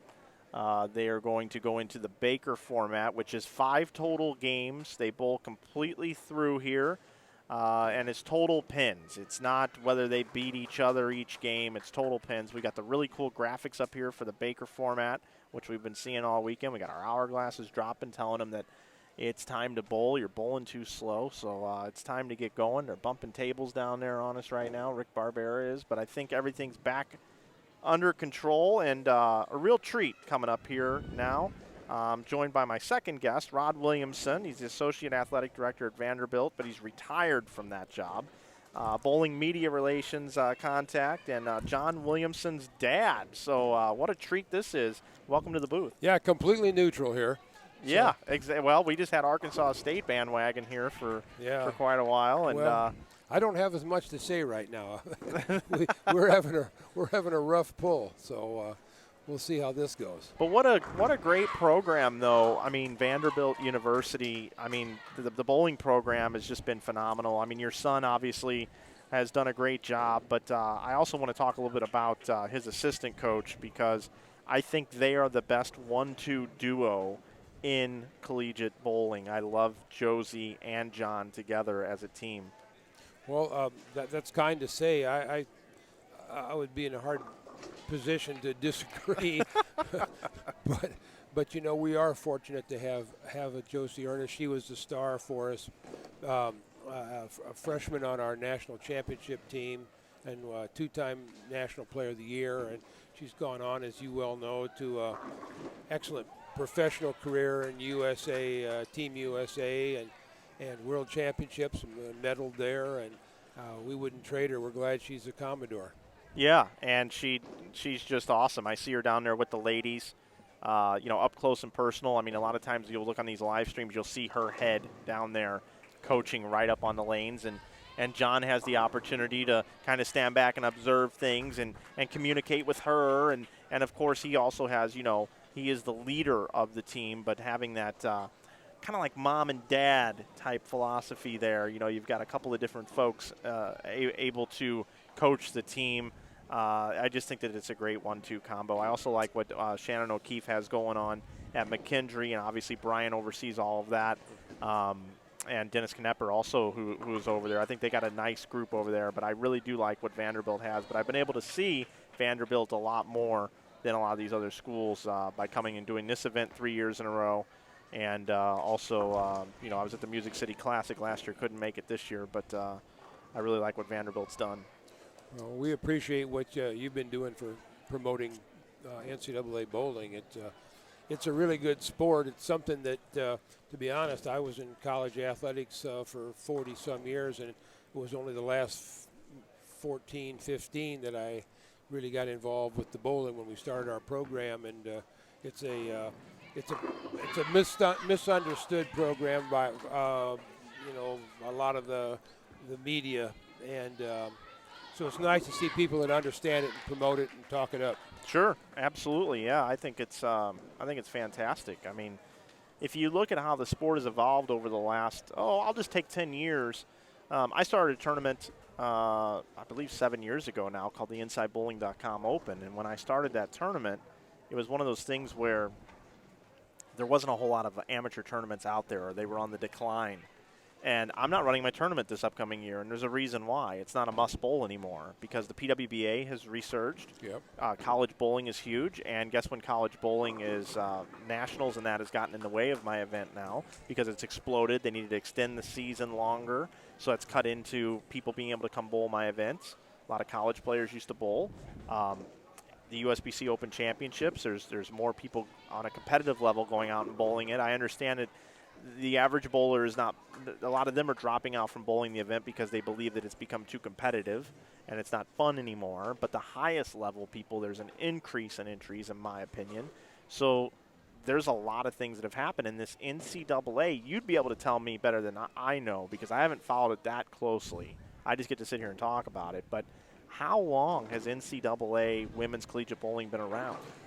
We began our program in 2004-2005 season, and I believe that the NCAA had sponsored bowling 2 years prior to that. Okay. So it was after the 2000 year, so it's either like 2001 or 2002 it began. So we're coming up on 20 years. Something like that. And which is fairly actual recent. Yeah. I mean, because at first it started very small. Right. It did. When we first started, in fact, the very first year we had a team. It was really a glorified club team. We didn't recruit any. We started the program too late to recruit anybody. And John went to the NCAAs, and there were about 5 or 6 of the teams there that were sort of bona fide, anybody could beat anybody type situation. And to be honest, there were 2 or 3 teams that were pretty weak. Well, that has shrunk down now to where we're having discussions like that we do on other sports of who's getting left out that's strong. And, I give the Southland Bowling League a big plug here. They've done a lot, I think, to pulled 8 teams together, and this is the 4th tournament.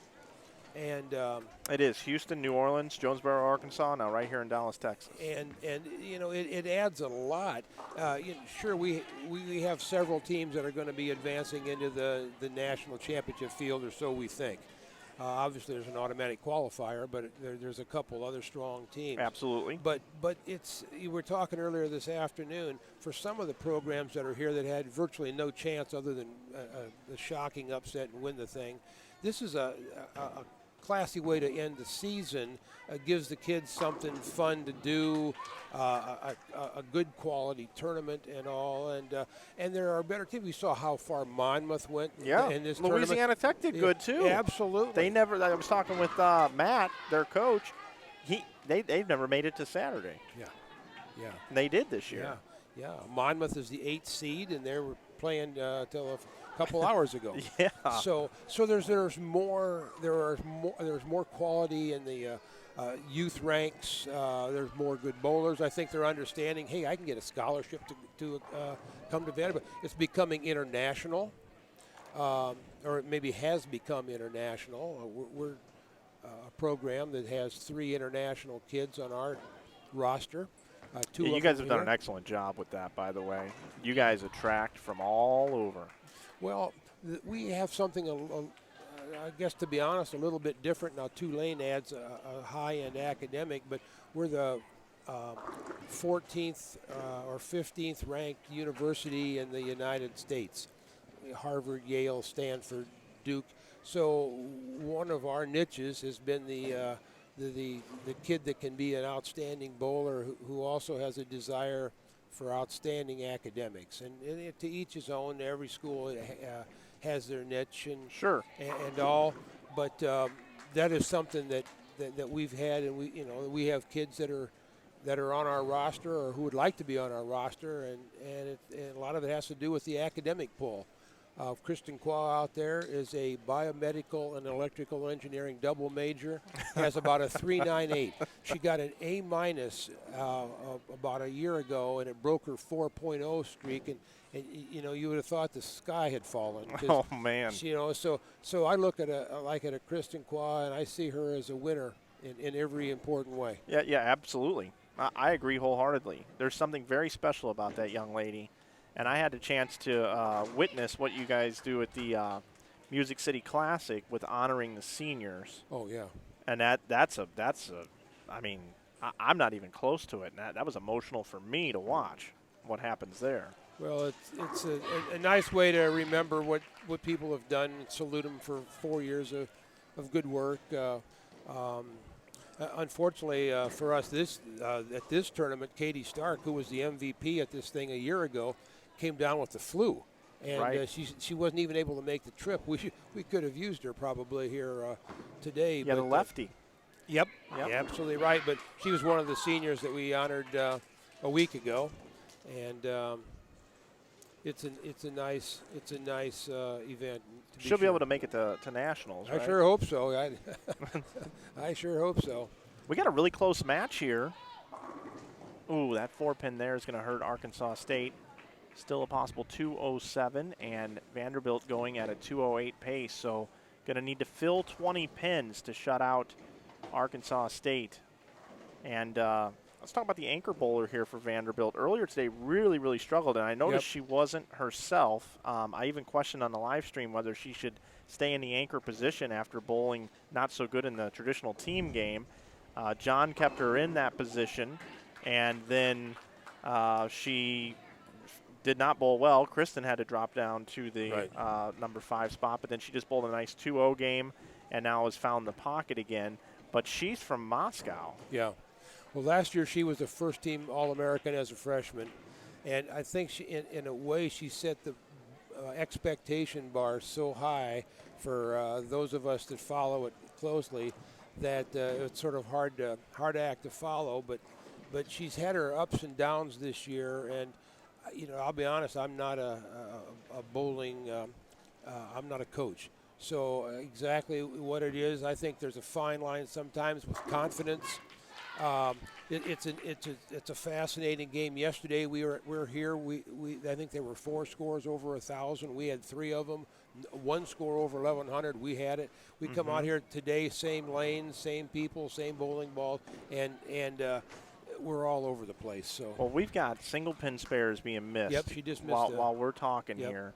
But it doesn't matter that 10 pin being missed because there was a single pin miss by Haley Richard in the 9th frame. So the best Arkansas State can do is 195, and Vanderbilt has 196. So Vanderbilt is going to get the win, but continuing to struggle. Yeah. Is our anchor bowler here, Maria Bolanova. And I think the world of her game, and I'm not trying to give her a hard time on this stream, but something is just off today. Yeah. Well, once in a while, what our coaches have done to your suggestion, when she's struggled a little bit is we maybe slipped her into, say, the third spot. Yep. Moved Kristen maybe into the anchor, let her kind of work it out, and usually she can come back. You're sort of reluctant to want to move her out because she is a gifted bowler, but I think in every sport sometimes you'll hit a little slump or something, and just have to kind of work it out. And it looked like she was on the verge of getting that done. It's going to be weird watching Arkansas State next year without Jordan Richard bowling and fourth. Haley, and Haley. Or Haley bowling fourth, and right. I'm sorry, Jordan bowling fifth. Yeah, it's right. like J.D. Scott Jones. J.D. They're and to that point, right now we don't have a senior on our settee. I know. So it's a young team now. We're not making excuses, but it's just a fact. We'll have this entire group back, and add some good recruits, and we've made the NCAA championship every year, but the very first one I was telling you when we basically bowled the club team. We're proud of that. We've won 2 of the previous 3 Southland championships, and that's something to be proud about. And this is a tough league. When you come in here with 5 of the top 9 ranked teams in the country, the only one leaves happy. That's true. I mean, and in our case, we understand that, but we're a program. Arkansas State's a program. Stephen F., Sam Hughes. We come to win. Yes. And once in a while I'll say this isn't the church league where everybody's getting their chance. So we're trying to win the games, and it's a pretty competitive sport. It is. Kristen Qua, one of the most competitive out there, delivering a double for Vanderbilt. Keep in mind, if you're just joining us, Arkansas State won the traditional team game. They're up 1-0. But in this Baker format right now, Vanderbilt off to a good start. Sneaked out a victory there, 196 to 195 over Arkansas State. And we are in game number 2. I'm Mike Flanagan from InsideBowling.com, joined by Rod Williamson, John Williamson's dad, a former retired associate athletic director at Vanderbilt. It used to be that he was my son. Uh-huh. And now I'm hanging You're on his as his dad, you Yes, know. And yes. pretty soon I'll be his kid's grandpa. Right. In fact, I am. That's how it'll work. Absolutely. That's how it'll work. It'll be, you won't even get to sit in. It'll be John sitting in, speaking about the kid, and then they'll just make a nominal mention about, by the way, we're deep-rooted. Grandpa also. Grandpa's drooling over there in the corner. Anyway, back to what we were talking about. Yeah. That's what that'll happen. Yeah, I hear you.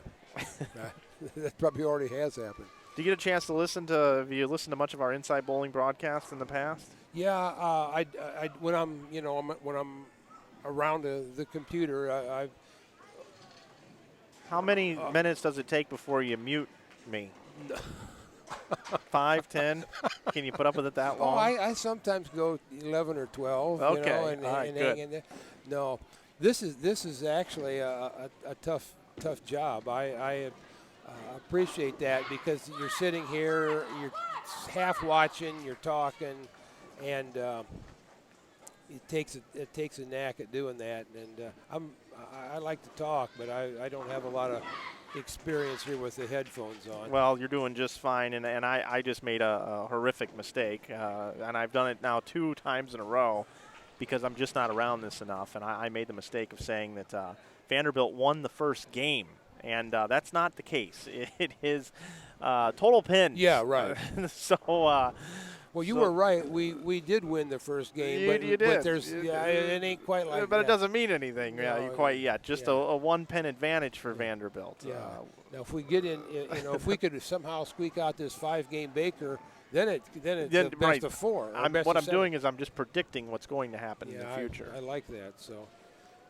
I'm going to tell you an extremely scary story that happened. I'm going to get off base here for a minute, but as we see Vanderbilt just keep striking away, we're going to let them keep doing that right now. How about 5? Oh, see, we talked about it. That's the problem. Jinxed it right there. Yeah. So I had this dream the other night, and this is a true story. I had a dream the other night that I was running like a barbecue restaurant or something, and there was like this hill, and my girlfriend, Kim, was working, and we've been together for a long time, and she was working there as well. And I was sitting some way, somehow up by the gate, similar to the situation we have here at this bowling center, and I was hungry, and I had like my MacBook out, the same, the computer, and I had a couple guards up there with me for whatever reason, and I said, I'm going to go in and grab some food real quick, some garlic bread, some barbecue, or whatever. Yeah. For some reason, we own this barbecue place. So I run in quick, and I run back, and my MacBook is gone, and I was panicking, and I was all upset that somebody stole my MacBook, and I woke up, and I felt like I really didn't have my computer anymore. So it was really scary, right? So that happens. It was like 2 days ago, whatever day I flew in here. I kid you not, I'm on the bus trying to, I know, miss spare. Ouch. Yeah. Ouch, yeah, right there. I'm trying to distract the bowlers from not doing Your that. dream is turning into a nightmare for me. It is, and now here comes Arkansas State with the strikes. So here's what ends up happening, to make a long story short. I get on the bus to go to the rental car facility, and I travel with a Pelican case that's 90 pounds. I travel with this thing right here, which is a carry-on. Yeah. I have to travel with my clothes and a small lot of stuff, wheelie, and then I have my backpack, which is like my life right here. So I've got 4 things that I have to carry to be able to go from the airport to the rental car facility. You got to get on those buses, and it's packed full of people. And I got to hold this 90-pound Pelican case so it doesn't roll into people's strollers or anything like that.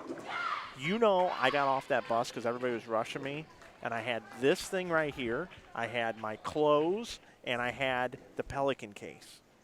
I left my backpack on the bus with my MacBook in it. Oh. So how about the dream? I was panicking about losing my MacBook computer, and later that day, it came true.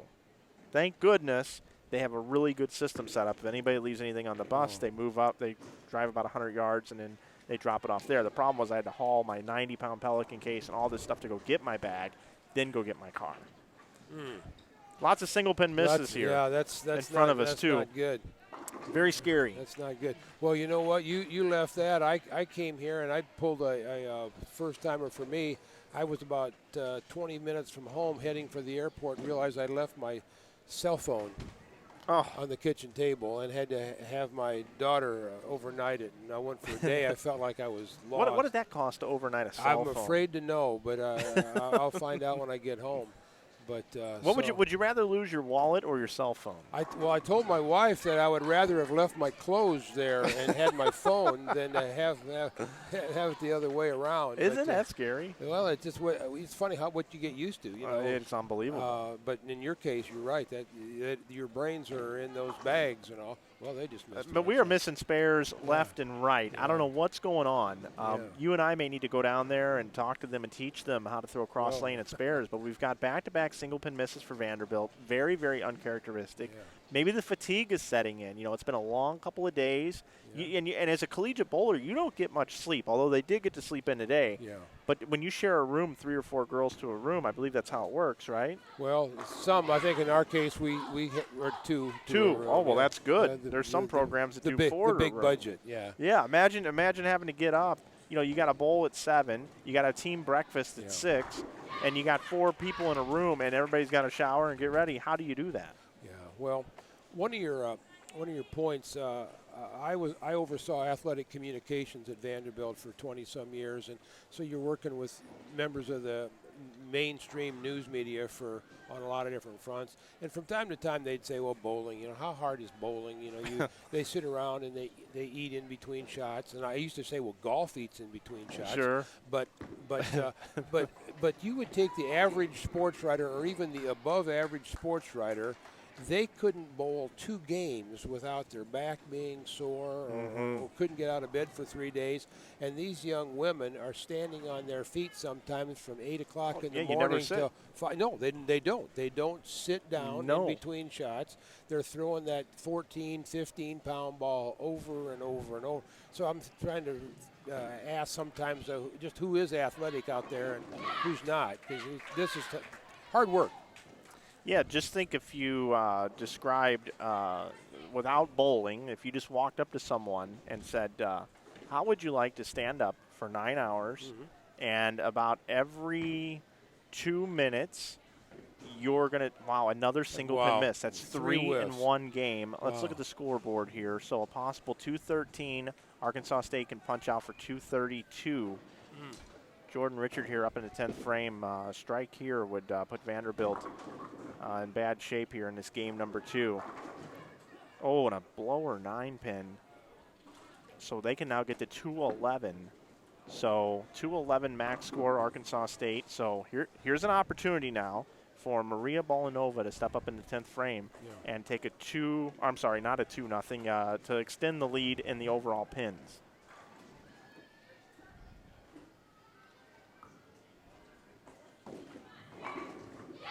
Look at that, good shot right there. All right. Nice shot. I'll give you a publicity tip because I called her Bolanova her entire life. Well, it's Bolavina. Is it really? Yeah. Bolavina? Bolavina, yeah. Where's the V? That's I'm pretty sure I'm right. I've asked her a dozen times.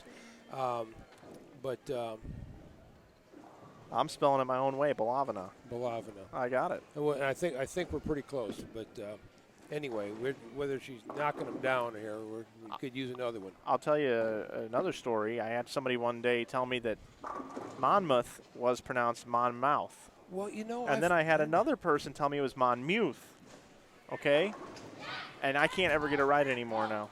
Well, I don't know. She got another strike. She did. If it's not Monmouth, I'm all messed up too. But I've called it Monmouth forever. But it is Monmouth. That is what it is. Right. But I see mouth. I see mouth. Oh yeah. Okay, that's how I read it. Yeah. My mind says Monmouth. So I got myself out of saying that because someone told me it was Monmouth.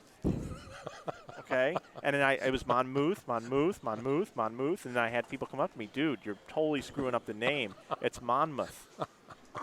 So you know, I still call it Monmouth a lot. I'm trying. I don't even know how to write that down on a piece of paper to say Monmouth. It's very difficult. All right, striking out. I like it. Way to go. Okay, so 195 for Arkansas State the first game. Then they bowl 211.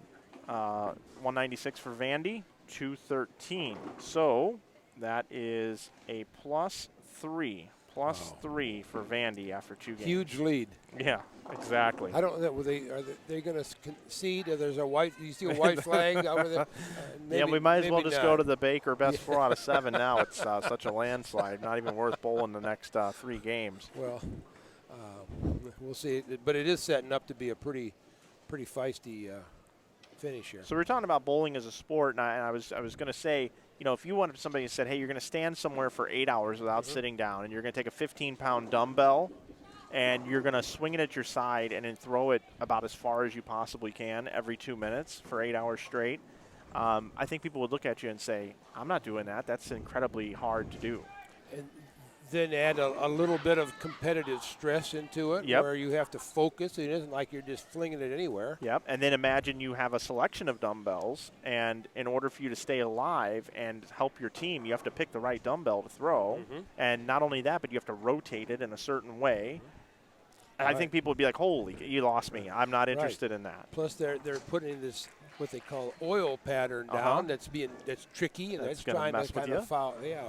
And then, oh, by the way, not only are you going to do all that, but you're going to be judged based off of how many of these sticks 60 feet away that you can knock down. I think they would say, dude, that is like the hardest thing I ever heard of in my life. Yeah. I would rather play football and get tackled and get beat up. You know what I mean? Like, but yet we're known for eating nachos and hot dogs. You know. It's you know, we've sort of said it's misunderstood by a lot of people. You know, you and I could go out and play a round of golf, and we would both know that what we were playing isn't what they're playing at the Masters. You know, we would know it's an easier course and it's set up simple and all. But for some reason, you know, you can say, oh yeah, I took my child to a birthday party when he was 10. And they think they understand what the college bowling is, and you know, with the sports shots, and it is you know, when I've on occasion, visited with the team, they can get into a lingo that I can't even understand what they're talking about. It'd be a great Saturday Night Live skit if bowling was really mainstream. They'd be doing things like, where am I going to position my mass bias, and where am I going to put the pin? Oh, you can't put the pin there, Bob. You're going to get an undesired reaction. Oh, well, you better get some salve for that. You just never know where you could go with that. Jumping in and jumping out, whatever. So. We've had some folks here in the chat having a good time. Loyola Chicago's made it to the Final Four in the men's NCAA basketball tournament. My goodness. Hey, Rod, nice to hear your voice on air from Wendy R.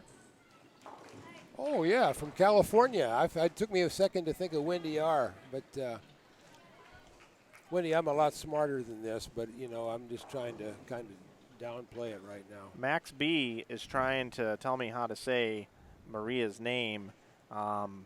Okay, that would be the dad. She is Bolanova. I mean, as I'm reading it, but emphasis should be for the A. Bolavina. Bolanova. Bolanova, is that right? Or Bolanova? Bolanova? No, I'm not. I don't know. No, I'm going with what I remember she told me. But I could be. He says not for the O, not for the. I'm never gonna get this right. Yeah, well, that father knows best. I struggle with Diana. I was told forever it was Diana Zavialova. Oh. Okay, I was told that forever, and I finally got it down. Diana Zavialova. Now I'm told it's Diana Zavialova, and I really struggle with rolling that one. No. Note to all the parents out there for broadcasting. Bob Smith would be great. Yes. Everybody. Yeah. Bob Smith. Yeah, Jane Jones. That would be very helpful. There are no Janes and Bobs, though. There's 3 Dakotas, and there's there is whatever there's spelled differently too. They don't name earlier. Yeah, we're going to see tomorrow with Stephen F. Austin. We're going to see Dakota Fatchney, who's a freshman, spelled Dakota, and then Dakota Hazelwood, Dakotah. Yep. I should say to Wendy R. that her daughter Robin was a first-team All-American, one of the best anchors we ever had. Graduated a couple years ago. And what was her last name? Renslow. Renslow. Yeah, Robin Renslow. She was terrific. She is in lots of ways. So. I believe her boyfriend was I don't know, Zach Hattori, I believe. Don't get me too deep into those things, but you're on the right trail, I think. I remember Robin for teaching me how to get on Facebook. Okay. That was her claim to fame with me. Okay. I've got 3 Facebook friends now, so she's one of them. All right, Hope Gramley helps me out. She says it's Balanova. Balanova.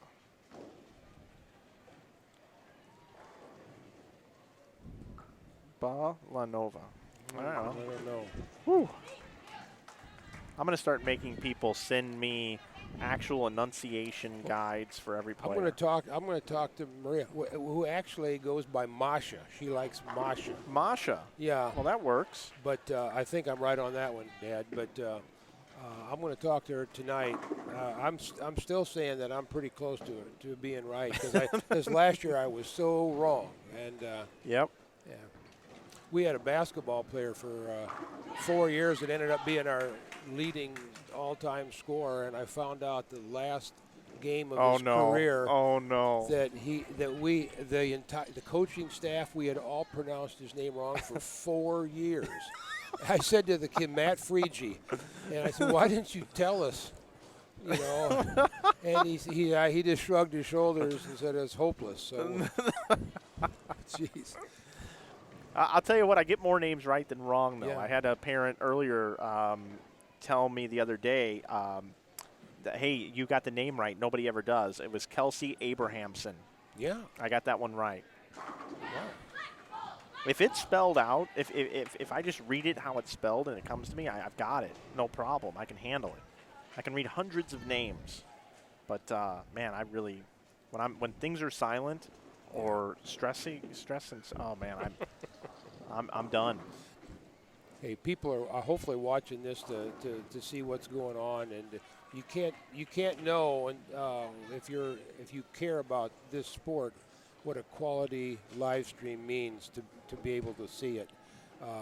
So we really do appreciate that you're here. Mm-hmm. All of us, all seriousness, it adds a lot to the team, and it's much appreciated by many people. Well, I appreciate that. We do try. We do try to upgrade equipment and do different things. Like right now, I'm personally a little upset with the cameras that I have. I've had these cameras for 4.5 years. They're all component outs that go into converter boxes that convert to SDI that I then run into my box here. I know that's a lot of big words, but I am looking to upgrade my cameras, and I need 6 at a time. And the ones I'm looking at are about $500 a piece, and I may need to consider new converter boxes at $200 a piece because I don't really like the quality of these cameras anymore. And when I look for a camera, it's got to be a small, compact camera that's going to, if it gets bumped, it's durable because people are going to bump them at events. And I need something that's small so I can travel with it. So that's something I'm looking at. So we are doing online merch now on our website. We actually have a whole bunch of T-shirts and stuff on there, all kinds of different designs. And we got an EBI partnership where you can get Ebonite International branded shirts. We're doing some retro stuff. And if anybody wants to go over there and support, you can go to InsideBowling.com and you can save 15% with coupon code YouTube. And that's good probably forever. So 15%. Great. Over there, so I appreciate that. Great. So we've got Vanderbilt is up by 3 pins after 2 games. You're watching game number 3 in progress.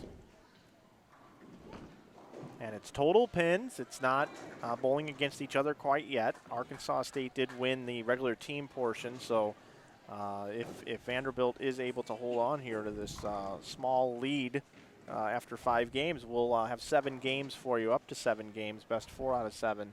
Baker for you. We've got more people watching now than ever, so I appreciate you sitting in the booth. Well, I knew I was a big drawing card. So. You are. You are, absolutely. I believe Trump just tweeted out that you were in the booth as well, so we should have some more coming over. But I say we draw our attention to Rick Barbera, our head official. What a great guy Rick is. Known him for years. He actually taught me at the Brunswick Management Camp in the year 2000. He won't claim that, but he did. I see why. He, to my knowing, and at least in college bowling, is the #1 official in the country. He works all the NCAA championships, and we were fortunate to have him at our tournament last week in Nashville. And so he goes to a few of them out of Chicago, but he's a good person and an expert with the sport of bowling. If you see Rick Barbera there, just in front.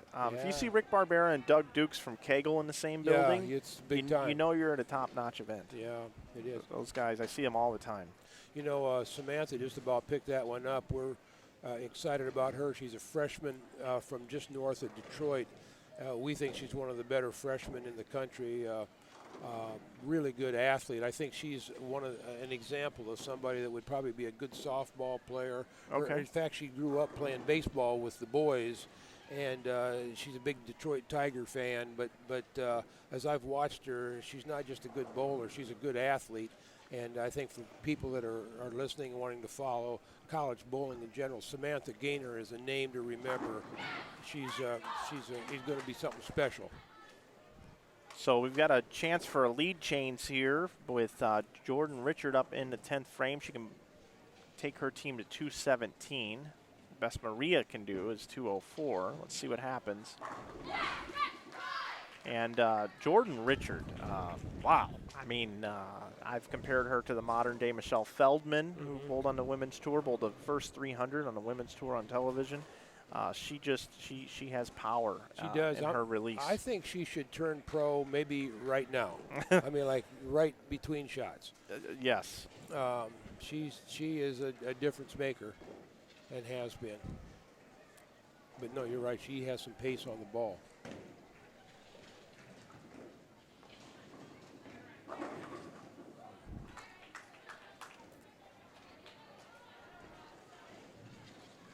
So 194 max score here. We do have some folks here in the chat. Sean St. Clair says get a bunch of GoPros for your cameras. Oh, Tech Bowling. Yeah. Josie is the draw. That's I Matt. love, That's I love Matt that. Mantis. Yeah, Matt, he's one of my big fans. Kelly Taylor says, I'm proud of our SFA Stephen F. Austin Lady Jacks for making the final after a tough tournament last weekend. Yep, they should be. They did a great job. And Dakota Hazelwood's actually in the chat as well. She bowls primarily third for that team, or at least this weekend she does in the small sample size I have to comment on. She says, thanks, Kelly. Lots of hard work, but we knew we could do it. I just want to give a shout out to Dakota as well. I was really impressed with your shot making yesterday and today. Bowling in the 2 or the 3 hole on a team is a spot that gets forgotten about and not talked about a lot. But I could see several times when your team needed a strike to get a spark going, and I was able to see you perform out on the lanes. And that is to be very much commended. 206 and 194 final scores. 206, 194. So that's a difference of 12. So we've got a +9 for Arkansas State, if my math is correct. I think you are. So +9, 9-pin lead. We had a lead change. Arkansas State now in the lead with 2 to play here on lanes 17 and 18. We're at USA Bowl. Josh Modella is the proprietor here, he and his family. I want to thank them for having us here. It's a great facility. The air works well. I've been wearing a hoodie all day. The air conditioning works so well in this building in Texas. Yeah, I think it's a little bit warmer than it was yesterday. Yesterday, I was afraid I was going to get frostbite.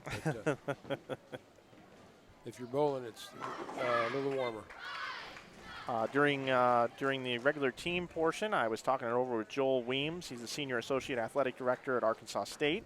And now during the Baker format here, Thomas Samuel hooked me up with Rod Williamson, actually Coach Williamson's dad from Vanderbilt, Associate AD at Vanderbilt. He's now retired, but has a passion for this bowling program and is nice enough to join me here during this Baker portion. I love having guests. I love talking things over, and it's great that you're here.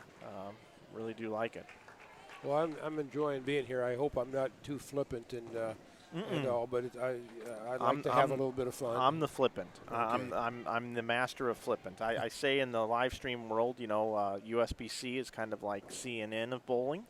I say that the PBA Extra Frame is kind of like ESPN, and then I like to say that, or Fox Sports, I should say now, with their new deal. And we are MTV. That's what I like to say. We are MTV. Okay, well, a little bit. I'm hip. There's a lot of people, though, that don't really care for Jersey Shore, and they make fun of MTV, so I'm sure there's plenty of haters out there, but that's just what we do here. Wow, I don't see Kristen Qua go Brooklyn very often. No. She just did. It is, if you're watching on YouTube, archived version later, it's about 8 p.m. These ladies have been up since, I'd say, probably 5:30 if there was a team breakfast or getting ready. So fatigue could set in this time of day. If you want to talk about getting up, though, Max, Maria's dad, watching from Russia. What time is it over there? Like 8 hours later. Kristen Qua's parents live in Singapore. And what time is it over there? Yes. So, I mean, they're pulling all-nighters sometimes to watch their kids play.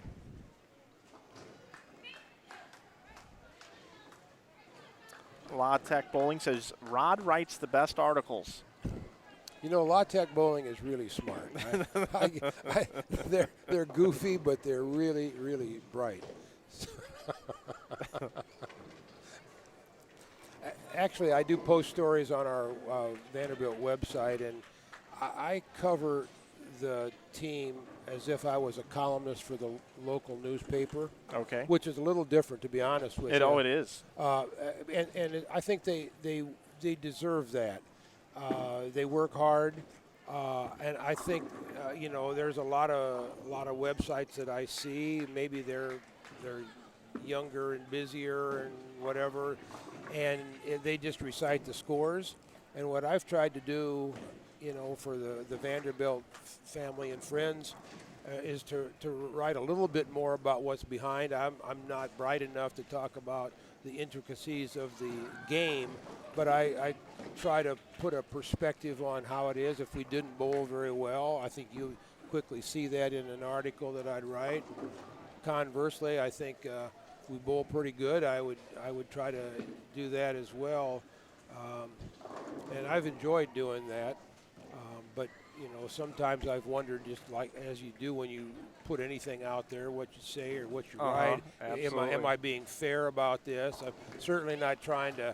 I've never tried to intentionally say Sally Smith missed a 1-pin spare and we lost the game, but I have at times said that a costly open in the 6th frame turned it around, and you could figure out what the rotation was. Sure.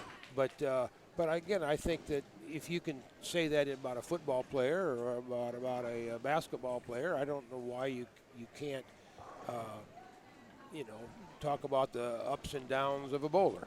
Sure. And I don't know that I've ever really offended anybody. I certainly don't mean to. I think it's trying to promote the sport.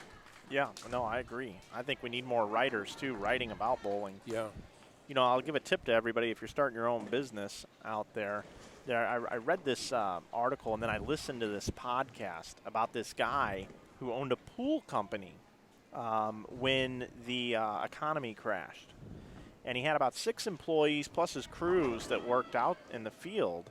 And when the economy tanked, he was in a really bad spot because all these people put down payments on putting in new swimming pools in their yards, and because they lost all their money, they got freaked out and said, "Hey, we can't do that pool anymore. We'll just lose our deposit, but we're not going to go through with the job." So he was really, really in a bad spot, and he didn't know what to do. He didn't want to fire people. He's just too nice of a guy. So what he decided to do was to research what are new innovative ways to market. So what he did is he found out what a lot of people wanted to know about putting in an in-ground pool. What is the cost? What's the difference between a fiberglass pool or pouring a concrete pool? Just anything you'd want to know that someone would type into Google.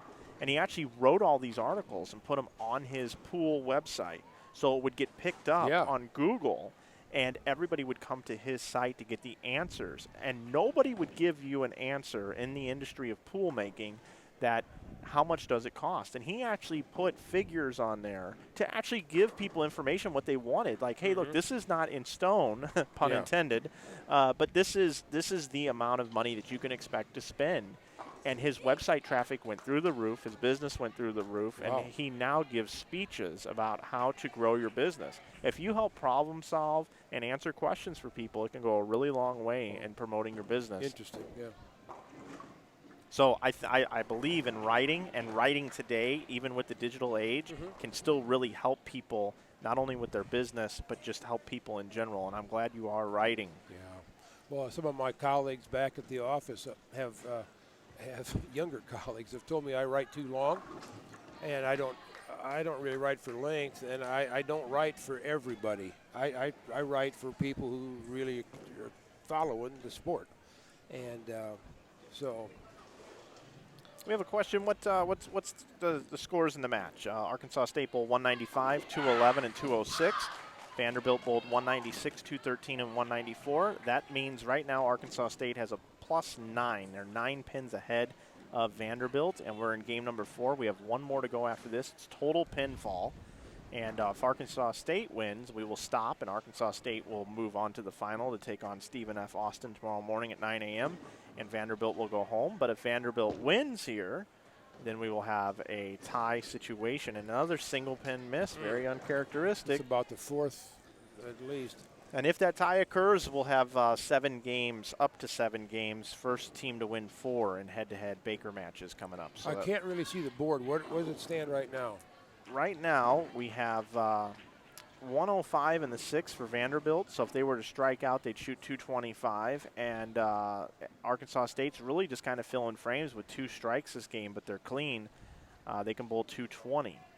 They're up in the 7th. So not a lot of strikes. Nope. 1 open frame. It was a single pin miss. We just saw that. And Kristen Quaz having a hard time keeping the ball right at the head pin. We saw her go Brooklyn earlier, through the nose here for a 310. Lanes are really hooking.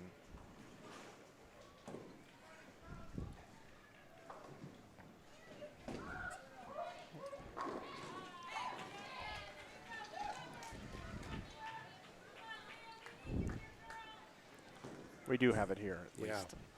That's all I watch anymore. Too many people get in my way. Yeah, we're just noting that someone just sat right in front of me.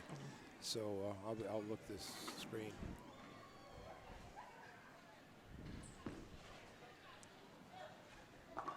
All right. Oh, that's a good pickup. Yep, 310.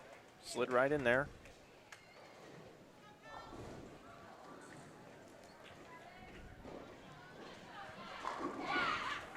All right, a strike for Arkansas State in the 8th.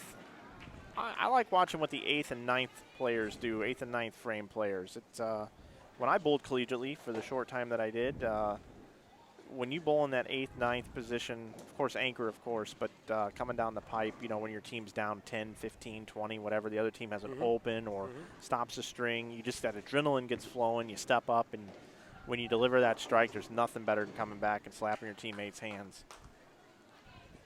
Kelsey just left a split there. There's something wrong with this left lane. If you sit here and it's just a trend, you know, if all of a sudden you sat by the front door and you saw a guy walk in and he trips, then about 5 minutes later another guy trips, and then another guy trips. There's something wrong. And I'm seeing balls continually go high on lane 17 now.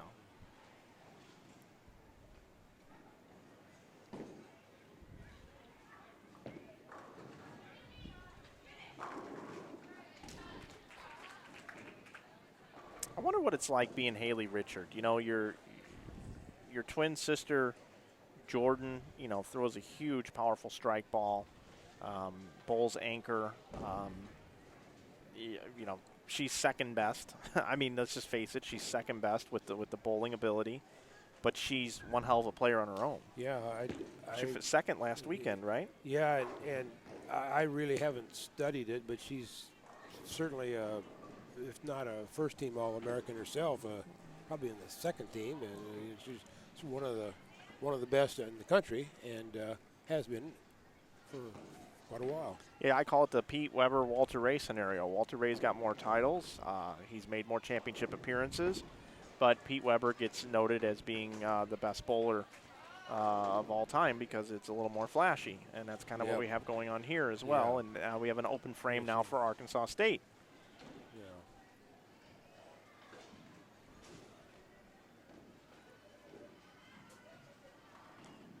Samantha Gaynor.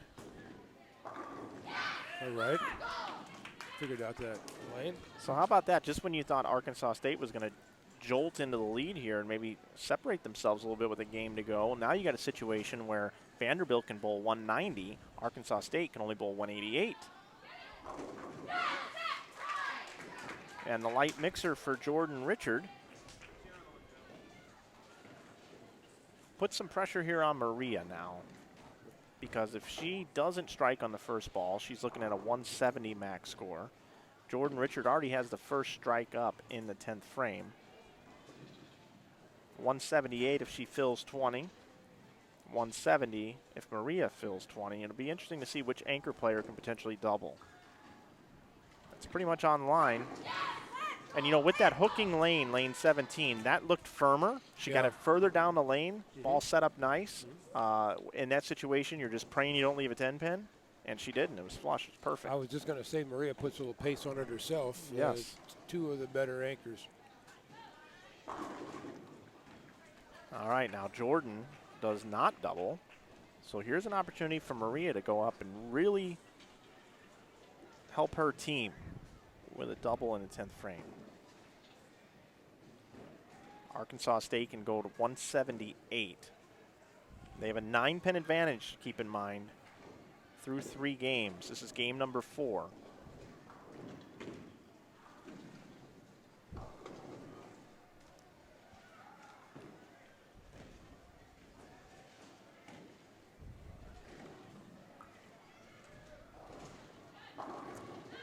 And that just didn't quite project as far down the lane, leaves a 9-pin. Jordan picks the spare, 178 for Arkansas State. And it can be 179 for Vanderbilt. They can make up 1 pin, be 8 This pins. has really been a good match. Both teams have certainly had higher pin productions, but as far as being tight, Yeah, it's back and forth. As a matter of fact, we're going to have some fun here in just a second. For those of you that like to challenge what the format should be, we're going to have some fun here. As long as she picks this, well, now it can't be that much fun. 178.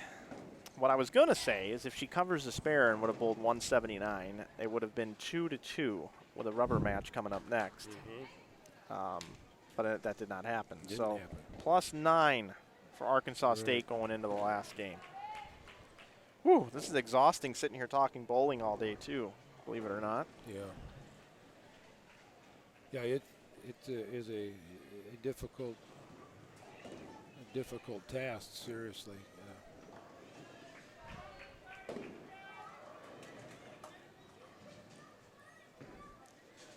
Well, for my Commodores, it's now or never. Yeah, was it Elvis that sang that song? I think it goes, so. It's now or never. Kiss me, my darling. I think that's how it goes. No, my right here, Arkansas State is a top seed, had lane choice. Yes. Yeah. Yep. So. Yeah, because I would have taken the right lane if I was your son. Yeah. Although I think we've all seen where you've had lane choice and it blew up in your face too. Maybe the lanes changed a little bit or whatever. Tom Hess is watching right now. He's been texting me all weekend, enjoying watching the coverage. Good.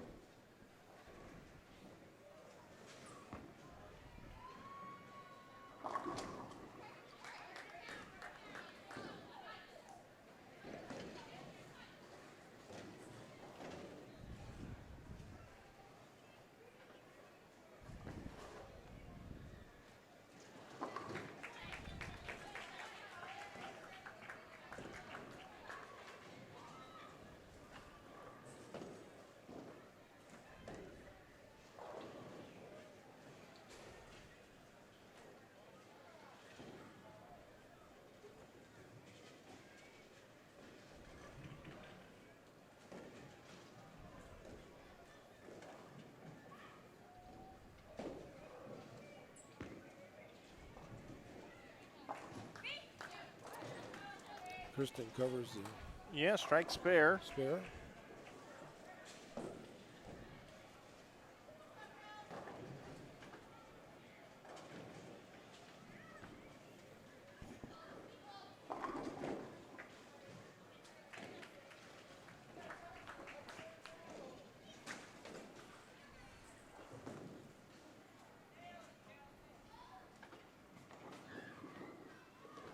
Nine pin advantage for Arkansas State.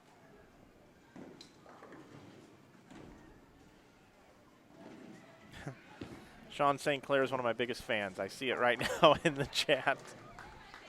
9-pin match game going in the final game of the set. Mike Flanagan doing the commentary. This is the kind of bowling I could watch all day. Well, I'm glad you're on board. I kind of feel like I'm like beer. I'm an acquired taste. First time you listen to me, you go, oh boy, why am I going to drink this? Then after a while, you find yourself going to the grocery store buying a 24-pack. Depending on how many friends you're having over.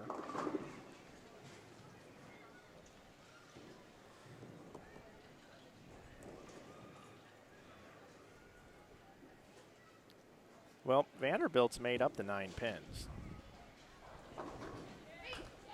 They made it up in the first frame, technically. Kelsey with the spare. Kelsey from Seattle. I think she's our first from the state of Washington on our program.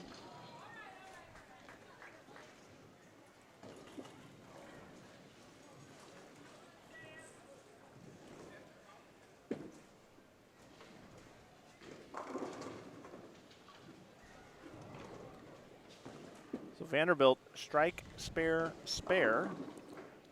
Arkansas State open, spare, and looking at a 6-10. which we saw chopped not too long ago.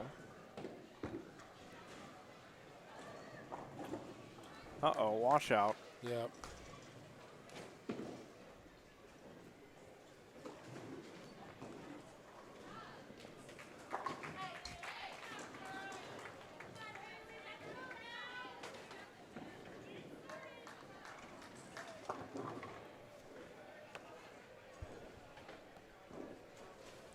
This just in, after competition, I'm going to go out and bowl the exact same format, except I'm going to bowl every position in every part of the format. I'm going to bowl 5 team games all by myself, and I'll stream it all here and commentate myself bowling.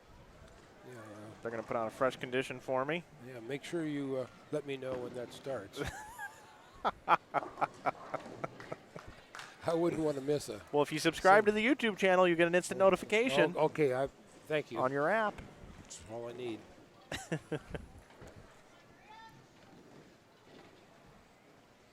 Okay, so an open for Vanderbilt, Arkansas State now. Haley Richard. Good teams kind of jump on mistakes, don't they? They do. It's like swimming in the ocean. Yep. They smell the blood. Yep. Next thing you know, you got fins circling around.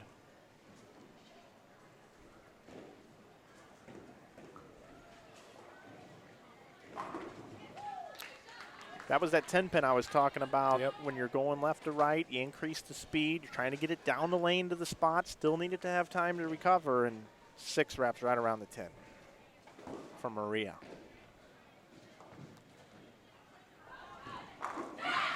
What's so amazing about Jordan Richard is for having that much power, it's so effortless, and she stays down until the ball hits the pins with her arm out with balance. It's unbelievable.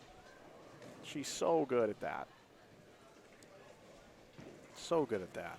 Player of the year.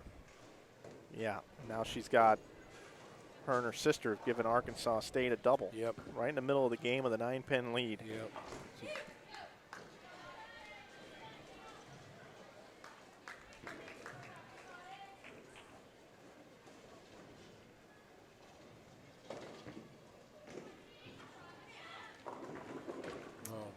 Just like that, J.D. Scott Jones comes up. 210. It's not the 2-8-10. Put this at about a 20% chance. I think these girls have about a 20% chance of making the 210.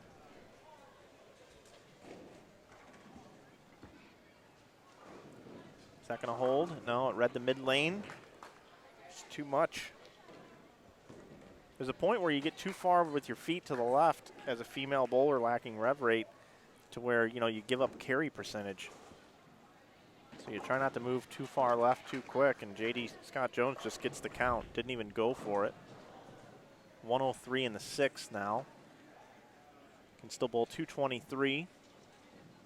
And Vanderbilt, with a spare here, you know, would have 101 in the 6th if they strike in the 7th. So it's tight. Every game is tight.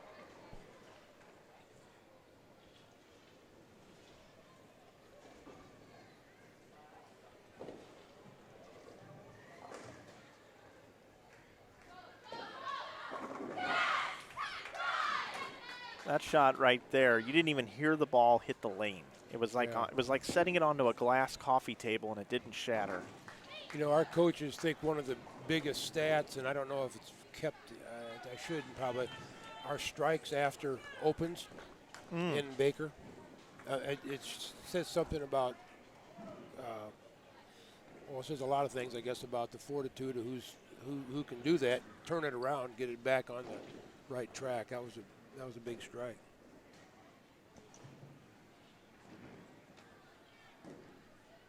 Big fan of Kristen here in the 7th frame. I would pretty much guess that after going high so many times, her adjustment here is going to put her right in a 1-3. That's just what she does. Better, but still high for a 4-pin. That lane is giving her fits. So possible 210 now for Vanderbilt. Possible 223 for Arkansas State. Is that a re-rack they just took? didn't notice. But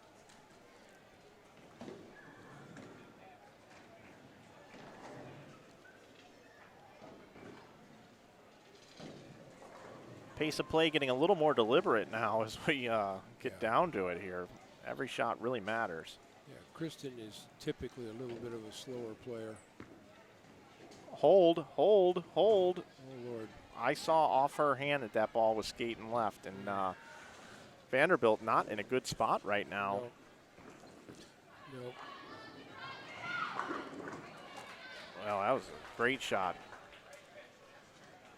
by Leah. That was an excellent shot.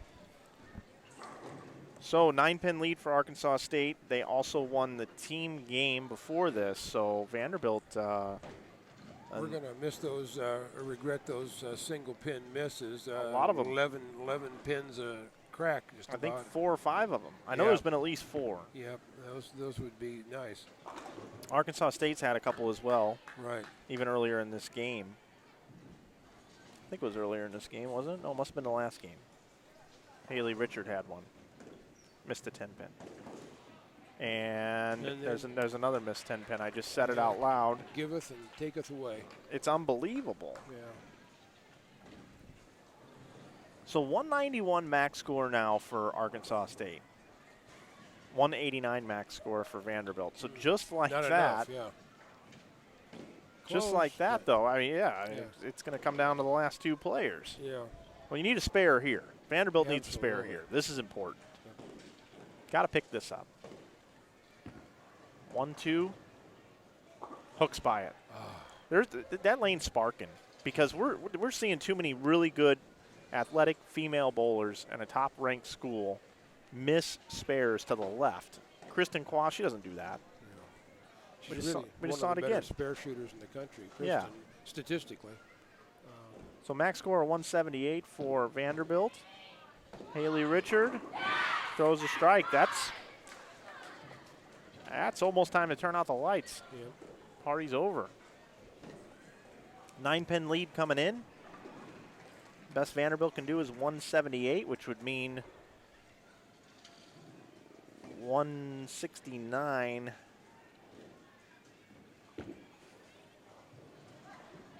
Arkansas State would need, now the best they can do is 168, which would be 159.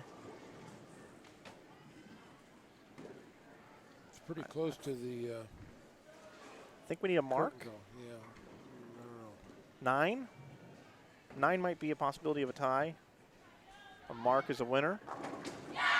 No, a strike's a winner. Arkansas State comes out of the loser's bracket and is going to bowl for the title tomorrow up against Stephen F. Austin. Yep. Well, quality teams. Yes, Vanderbilt will live to see another day, and that'll be at the Nationals. Folks think would be a 4 seed, probably looking at Nebraska, McKendree, Arkansas State, and us, and then I don't know beyond that, but we'll let the experts figure that out. This was a good run, and kind of a disappointing day, but Yeah, the real interesting thing from this Southland Bowling League is what's going to happen with Sam Houston State and Stephen F. Austin. If Stephen F. Austin wins tomorrow, Sam Houston State could be in trouble. that's right. But if Stephen F. Austin doesn't win tomorrow, Sam Houston State could make it in. It's going to be tight. Yeah, it will be. So. Well, Mike, I need to go and do Yeah. a few chores, but it was Rod, nice it was talking. a pleasure having you sit in. Well, I hope I didn't drive your audience crazy, but We had the most viewers that we had the whole weekend, well, it's, so it's great. we'll do it again. How's that? All right, that's great. All right. Thanks for spending Thank some time you. with me. Enjoyed it. That's Rod Williamson, Associate AD from Vanderbilt. He's retired now. John Williamson's dad. And I enjoyed sitting here talking with him and both Joel during this block. I hope you enjoyed it as well. Got some real insight about Arkansas State and Vanderbilt, both teams competing here in front of us. I can only sit here and talk about bowling for so long. It's nice to be able to get to know the folks that are around the universities and have so much more insight and understanding of what's going on. Really, really enjoyed that time. I hope you did as well. Congratulations to Arkansas State They're a special team. They are definitely a special team, and as Rod was referring to, you know, Vanderbilt's a young team. They're going to have a lot more opportunity in the future. Stream starts at 9 a.m. tomorrow morning. We'll have match number 14 for you. It'll take place on lanes 25 and 26 here from USA Bowl in Dallas. That's going to do it for tonight's competition. On behalf of everyone here with the Southland Bowling League Championship, my guests that join me here in the booth, Joel Weens from Arkansas State, Rod Williamson from Vanderbilt. For Rick Barbera, our head official here, and for Josh Modella from USA Bowl here in Dallas, I'm Mike Flanagan from InsideBowling.com. I'd like to thank you for watching tonight's coverage here on our YouTube channel. Don't forget you can subscribe to the Inside Bowling YouTube channel very easily by hitting the subscribe button. You'll get notifications if you have the app to let you know, and emails also when we go live. If you love bowling as much as we do, please make sure you do subscribe. That's going to do it for tonight. Once again, many thanks. We'll see you tomorrow morning. Good night, everybody.